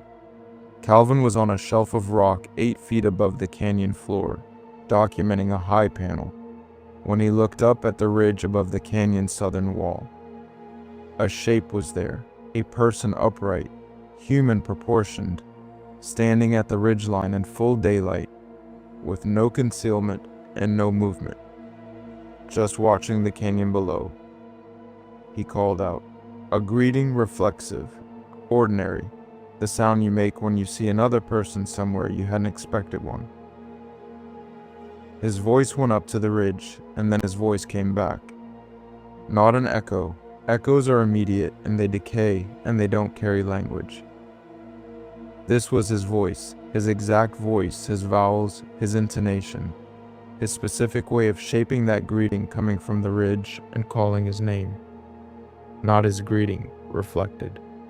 His name, in his own voice, said with the particular inflection of someone who knew him. He stood on the rock shelf and heard himself say his own name from 60 feet above him, and every rational framework he had spent 24 years building had nothing to offer him. He opened his mouth. Dr. Mendez's hand closed around his arm from below, hard and immediate, and she said 3 words in a voice she had never used with him before, flat, certain, carrying the weight of 23 years and 11 papers and a permit condition that someone had known to write. Do not answer. They left at first light. Dr. Mendez made the decision the night before. Quietly and without discussion, she simply told Calvin they would break camp before dawn and be moving by the time the sun reached the canyon walls. He did not argue. He had not slept in any meaningful way. He had spent the night in his sleeping bag listening to the canyon make sounds that he now understood differently than he had 24 hours ago, and by 4 a.m., he had his equipment packed and was sitting outside the tent waiting for her. The canyon entrance was partially blocked when they reached it. Not a rockfall, she checked immediately and thoroughly, the way she checked everything, and the stones were wrong for a natural event. Too varied in size, too deliberately arranged, positioned across the path in a pattern that was not how rock falls. Heavy stones, the kind that required significant effort to move, placed across the narrowest section of the canyon exit in a configuration that would slow passage without preventing it entirely. Placed in the night, by something that knew where the exit was and how it was used. They moved the stones without speaking about what had moved them. It took 11 minutes. Then they walked out. The drive back to Las Cruces took 40 minutes of silence. Dr. Mendez sat in the passenger seat and looked at the desert passing outside and said nothing. Calvin drove and did not ask her anything because he had begun to understand over the past 3 days that her silences were not avoidance. They were processing. She was an academic. She worked through things before she spoke them, because spoken things became real in a way that unspoken things didn't, and she was careful about what she made real. 40 minutes out from the mountains, she said, "There is a reason the Apache left certain canyons without names." Calvin waited. "A named place," she said, "can be pointed to, warned about, avoided. A named place has a boundary that a person can respect. But a name is also an address. It tells the thing inside where it is known. The Apache understood that some things, in some places, were better left without that knowledge. Better left without the acknowledgement that comes with a name." She looked at the mountains receding in the passenger mirror. "We pointed to it," she said. 3 days of documentation, our equipment, our presence. We pointed to it very clearly. She did not say anything else for the rest of the drive. 3 weeks after the trip, Calvin's laptop produced the photograph. He had deleted it. He was certain he had deleted it. He had watched it move to the trash, had emptied the trash, had run the secure delete function he used for sensitive research material. He had checked the drive afterward, and it was not there. For 3 weeks, it had not been there. On a Tuesday evening, it was in his research folder, organized correctly, labeled with the right date and location tag, as if it had been there the whole time. The shadow still on the wall, still stretching, still reaching. He called Dr. Mendez. She told him to delete it again and to stop thinking about what it meant. He deleted it again. It has not returned. Dr. Mendez published her paper on the Oregon Mountains Pictograph Survey 6 months later. It was well received in the field, a thorough and carefully documented contribution to the existing literature on Chihuahuan desert rock art traditions, notable for the quality of the photographic record and the rigor of the cultural analysis. The elongated figure was not in it. No explanation was given for its absence. The panel where it appeared was referenced in the site inventory as documented and photographed. The photographs from that panel that appear in the published work show the surrounding area of wall. The central figure is not among them. In her personal research archive, which is not publicly accessible, there is a folder containing the images from that day. The image of the pictograph is there, the elongated figure, the fleeing shapes, the panel she had spent 23 years trying to reach. Beneath it, in her handwriting on a printed index card she had taped to the folder. It was watching us before we arrived. Every location in this video shares that quality. Death Valley, Big Bend, the Uintas, the Black Hills, the Oregon Mountains. The thing was already there. It didn't come because the people came. It was waiting. One story left, the longest one. Subscribe if you haven't. This final account from Maine is the reason I made this video. 3.5 million acres. No roads, no signal. Something already watching before they parked the truck. There are wilderness areas in this country that feel remote. And then there is the North Maine woods. 3.5 million acres of unbroken boreal forest in the uppermost corner of the northeastern United States. Spruce, fir, pine, and birch stretching from the Canadian border southward across a landscape that has no county roads, no municipal infrastructure, no cell towers, no permanent residents, and no particular interest in being accessed. It is timber company land, managed for harvest and largely closed to public entry, except through a system of private gates and permits that most people never encounter because most people never try to go there. The nearest hospital from the deepest sections of the North Maine woods is not a long drive. It is not a drive at all by any normal definition of the term. It is an evacuation. Ecologists compare it to the boreal taiga of northern Canada and Siberia, not in scale, which is incomparable, but in character. The density of the forest, the uniformity of the canopy, the way it absorbs sound and light and direction, until a person who leaves the path has approximately the same navigational confidence as a person in a room with no windows. The North Maine woods is the kind of place that requires you to navigate by compass and map, because the forest looks the same in every direction, and the sky is visible only in fragments, and the landmarks are trees, and the trees are all trees, and they go on past the edge of every rational expectation of how much forest a continent can contain.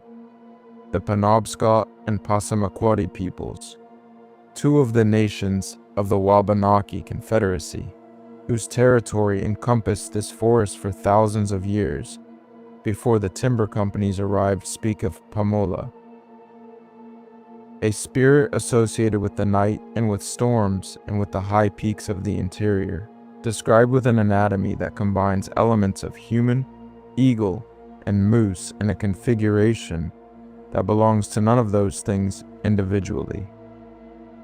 Pamola is not a trickster spirit. It is not a spirit of mischief or misdirection.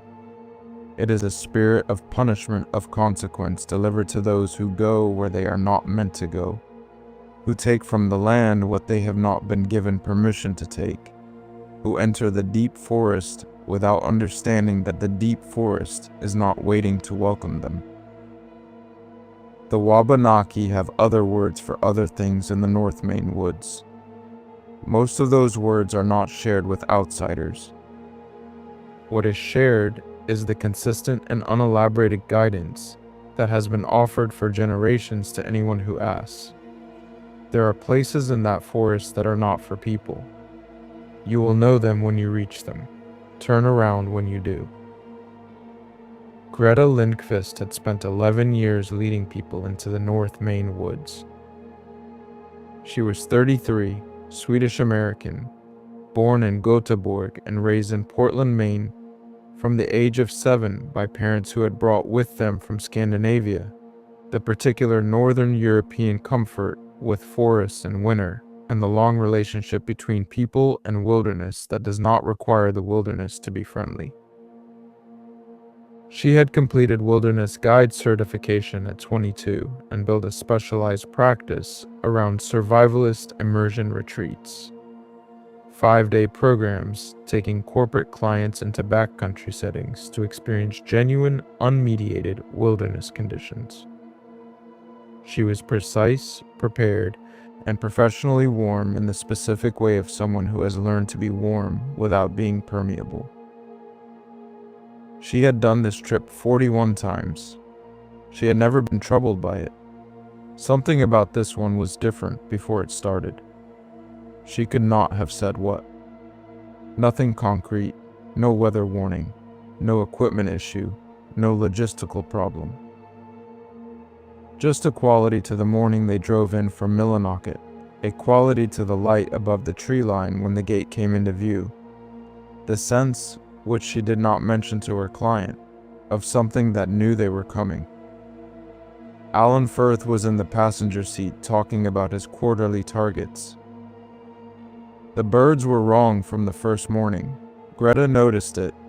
Within an hour of their arrival at the campsite, a cleared area near the bank of the first unnamed lake, a spot she had used on 7 previous trips, reliable in its sight lines, in its access to water and its distance from the nearest trail. She was setting up the base camp equipment when she became aware of the quality of the sound around her, which was the quality of not enough.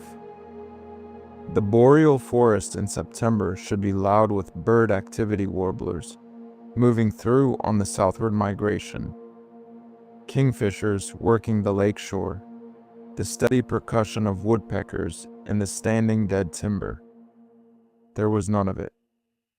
The forest around the camp was producing the deep, pressurized silence of a place that has gone still for a reason.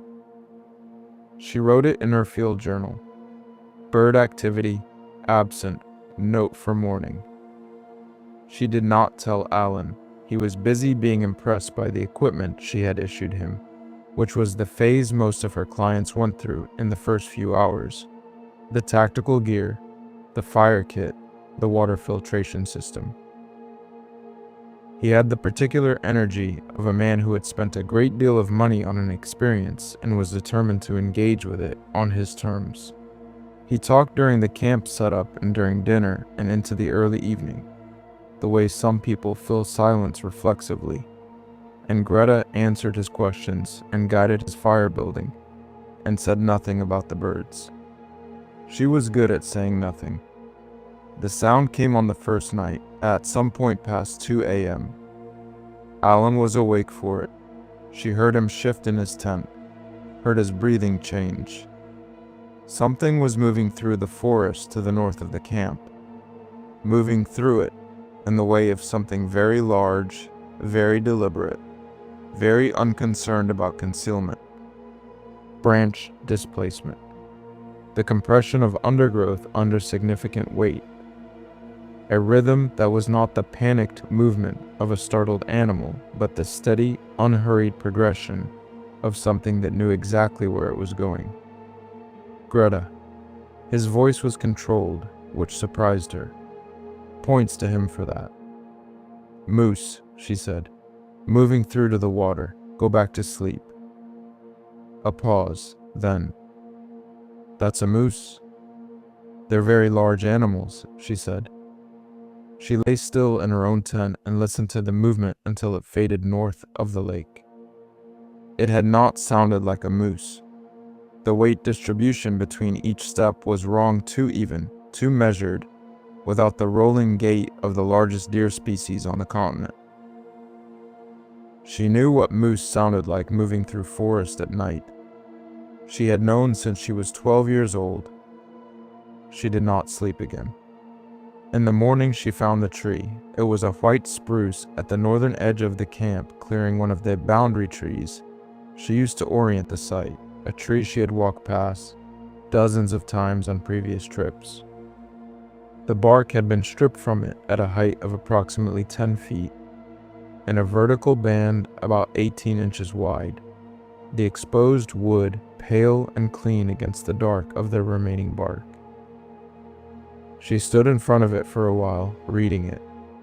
Bear marking, she thought first, because that was the correct first hypothesis, and she was someone who worked through correct hypotheses before abandoning them. But the height was wrong. 10 feet was high for even a large bear standing on its hind legs, and the pattern was wrong. Bear claw marks have a specific signature, the raking drag of individual claws producing parallel lines that no attentive observer could confuse with anything else. These marks were different. Vertical, yes, but arranged with a regularity that suggested something other than the instinctive clawing of an animal establishing presence.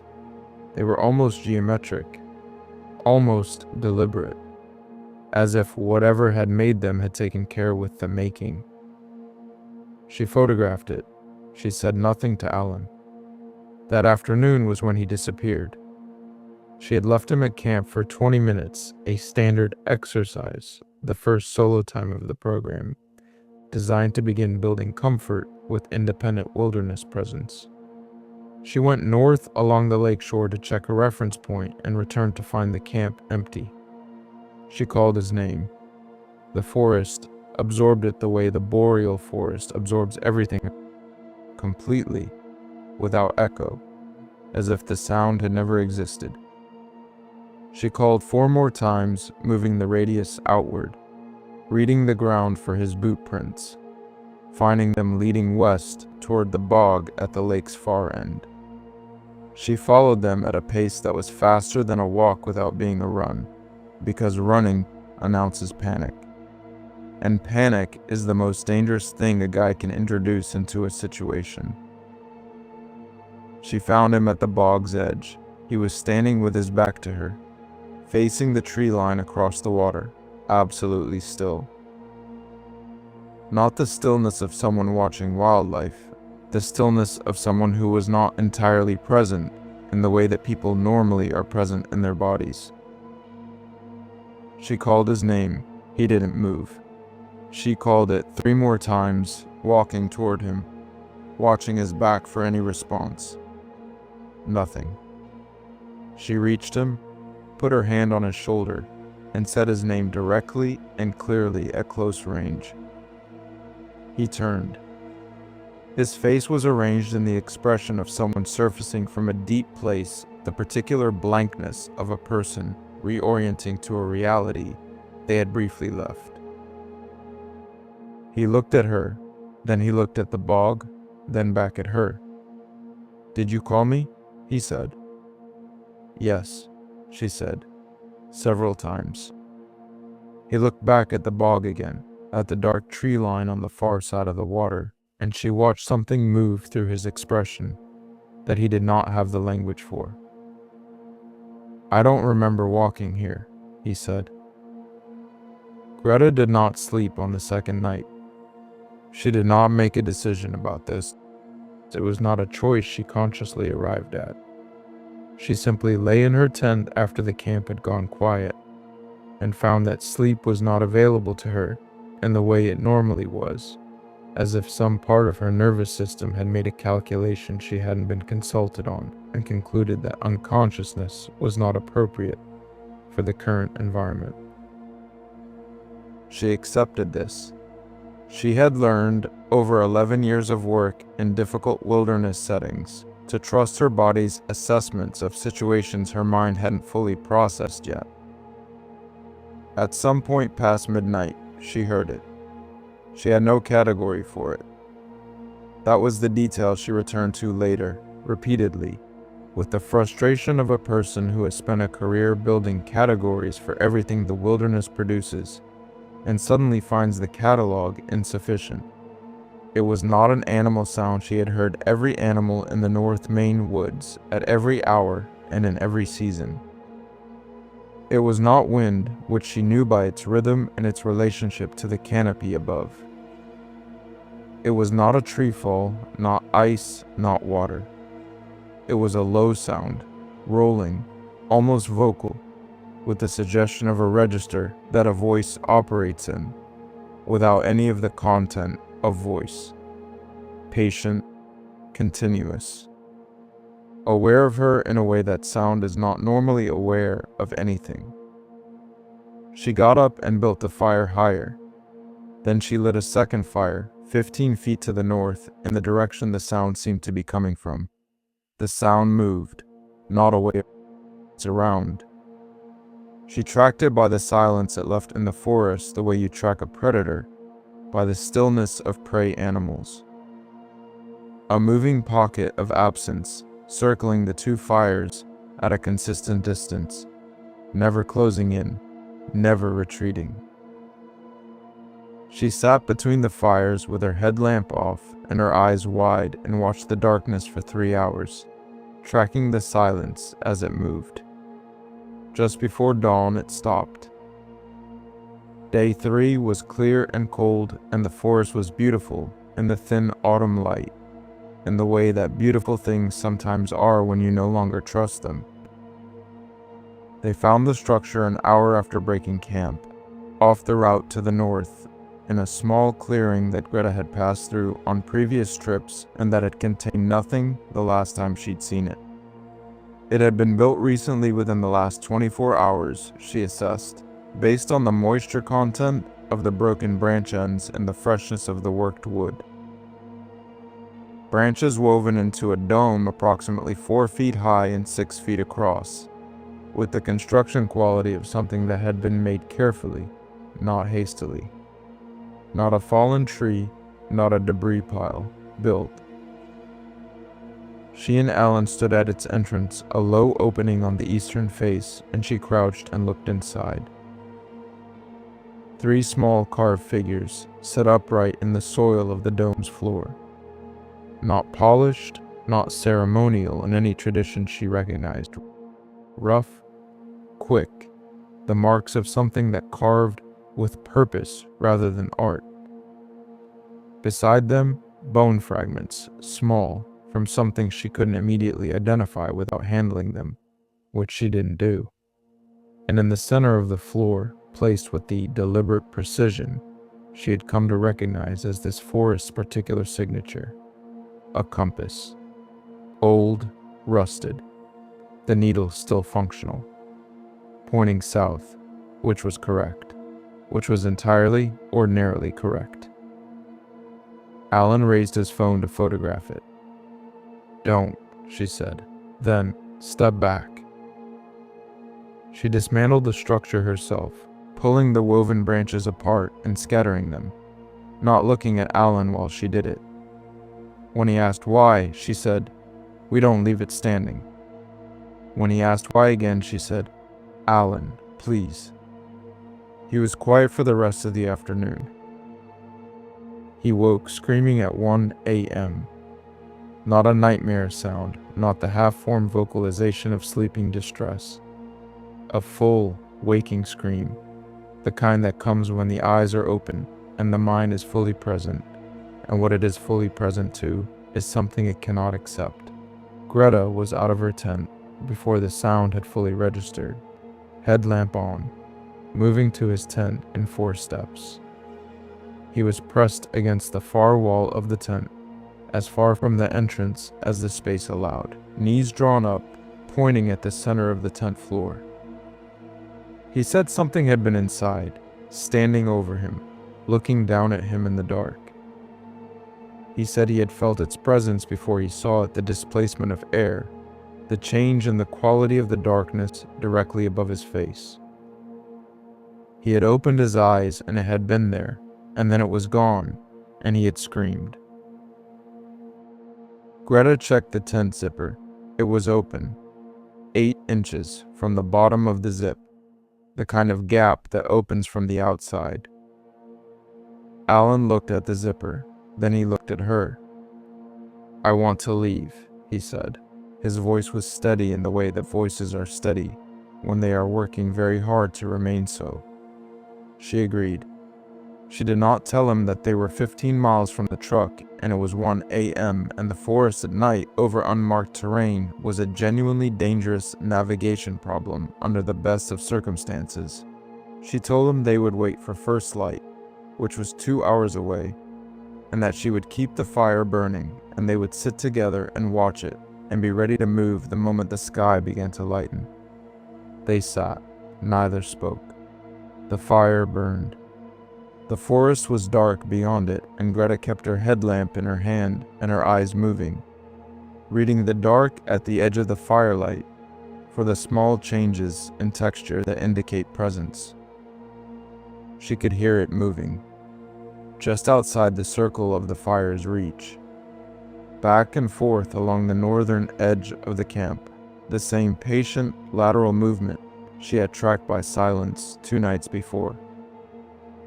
Now she could hear it more clearly, the compression of undergrowth, the soft displacement of the forest floor, rhythmic and unhurried. It was not approaching. It was not leaving. It was simply there, at the boundary between the light and the dark, back and forth, in the way of something that had all the time that existed and no reason to spend it any differently. At some point, she clocked it at 2:47 a.m. It stopped. The forest went absolutely still. Not the natural stillness of a quiet night. The pressurized stillness of everything holding. The birds that should have been starting their pre-dawn movement were silent. The wind that had been moving the upper canopy was gone. The fire crackled, and that was the only sound in 3.5 million acres of forest. And Greta sat and breathed and did not look at Alan, because looking at Alan would make this real in a way that she was not ready to make it real yet. For 18 minutes, nothing. Then, from the darkness to the north, a voice. A woman's voice. Calm, clear, carrying easily through the still air. Speaking in Swedish accented English, not generically accented, not approximately accented. The specific accent of a woman who learned English as an adult in Göteborg and had spoken it for 30 years, but whose vowels still carried the precise shape of that northern Swedish city. The voice said Greta's name, her mother's voice. Her mother, who was 71 years old and lived in an apartment on Vasagatan in Göteborg, Sweden, and who had called Greta on her birthday 3 weeks ago, and whose voice Greta knew more deeply than she knew almost anything else in the world. That voice was speaking her name from the darkness of the North Maine woods at 3:05 in the morning. Once. Then, after a pause in which Greta did not breathe, again. She did not answer. She did not answer because she knew, not from training, not from experience, but from some older and more fundamental knowledge that the situation had unlocked in her, that answering would be the last thing she did that was entirely her own. She sat with her hands locked together in her lap and her jaw clenched, and the voice of her mother in the dark saying her name, and she did not answer, and she did not look at Alan, and she waited for it to stop. It stopped. The forest exhaled. The wind came back. Far across the lake, a bird called once. Alan's hand found hers in the dark. He held on and said nothing. She held on back. They waited for the light. They moved at first light. No breakfast. No breakdown of camp beyond the essentials. Sleeping bags compressed, tent folded, pack shouldered. Greta moved through the sequence with the practiced speed of someone who has broken camp in difficult conditions many times, and Alan matched her pace without being asked, which told her something about where he was now, mentally, because Alan Firth on day one had needed specific instruction for every task, and Alan Firth this morning was folding a tent he had never folded before, with the focused economy of a man who understood that speed was the only currency that mattered right now. They covered 15 miles in just under 4 hours. She set the pace and he kept it, and they moved through the boreal forest in the thin gray morning light without speaking. Greta on compass bearing, Alan 2 steps behind, both of them listening to the forest around them with the full attention of people who have recently learned what the forest is capable of. It was quiet. Not the wrong quiet of the past 2 nights, just the quiet of early morning in deep woods. The ordinary silence of a place where the day has not fully assembled itself yet. She did not allow herself to be reassured by this. She kept moving. 3 miles from the truck, the forest opened. A logging road cut east to west across the route, a wide gravel track left by the timber operations. overgrown at the edges but passable. The first man-made surface they had seen since the gate 2 days ago. Greta stepped out of the tree line onto the gravel and stopped. Something was standing in the road, 40 feet ahead of them, in the center of the track, facing them. A dog was her first reading, large, dark-furred, the rough size and shape of a German Shepherd or a large Malinois. It was absolutely still, watching them with the quality of attention she had encountered twice in the past 2 nights. Not the alert watchfulness of an animal assessing threat, but the patient, informed attention of something that already knew exactly what it was looking at. She did not move. Alan came out of the tree line behind her and stopped when he saw it. They stood on the logging road in the early morning light, and the thing in the road watched them, and none of the 3 moved for 90 seconds. She counted. She needed to be counting something. Then it turned. It turned away from them and took 1 step east along the road, and then it rose. Smoothly, without any apparent effort, its front legs lifting from the gravel, its spine straightening, its weight redistributing to its rear legs in a motion that was neither the awkward rearing of a dog, nor the natural movement of a human, standing something between the two, and belonging fully to neither. It walked on 2 legs for 3 steps. 4 feet of gravel, unhurried, the gait too smooth and too certain for something that should have been unbalanced. Then it dropped back to 4 and stepped into the tree line and was gone. The forest closed around it without a sound. Alan Firth dropped to his knees on the gravel road. He made no sound, did not speak, did not cry out.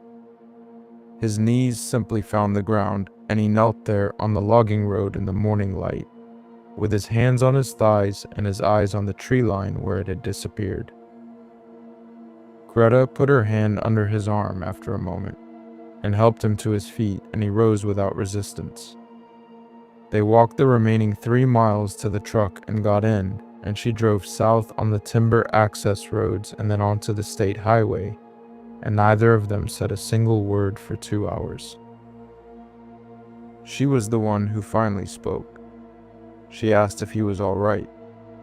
He looked at the road ahead for a long time. "No," he said. She nodded.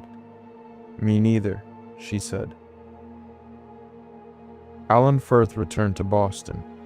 He spent 2 weeks in his apartment, by his own account, not working, not explaining himself to his office, not answering most of his messages. At the end of those 2 weeks, he called his COO and transferred operational control of the company. 18 months later, the transfer became permanent. He moved to Vermont, a small house outside Montpelier, acreage, a garden. He has not spoken publicly about what happened in the North Maine woods. He does not have a social media presence. He does not give interviews.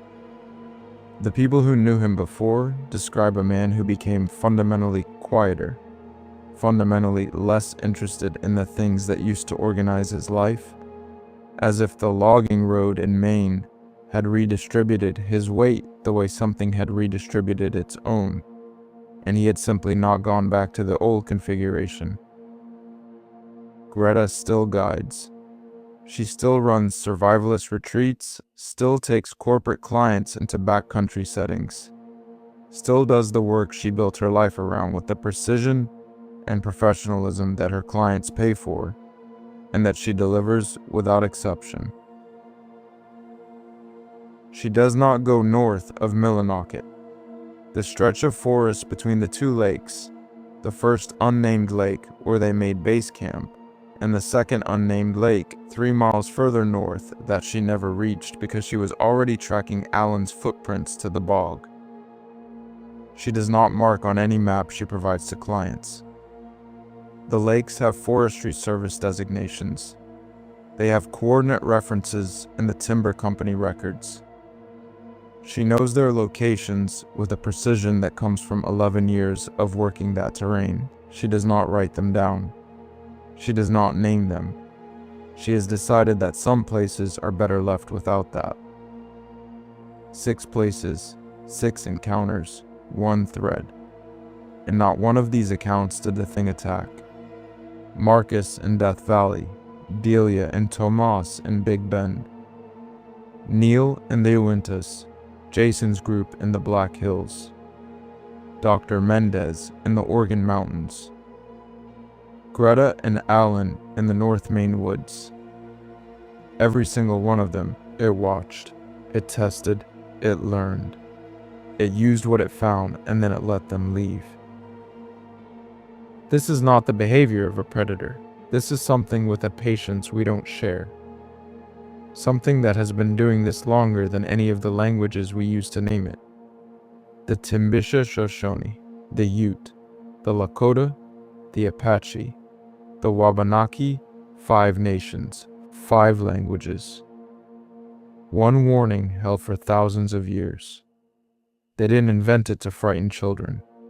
They invented it because they lived next to these things long enough to understand them. If this video reached you, if any of these stories stayed with you, hit like. Leave a comment. Tell me which one got to you the most. Subscribe, so the next one finds you.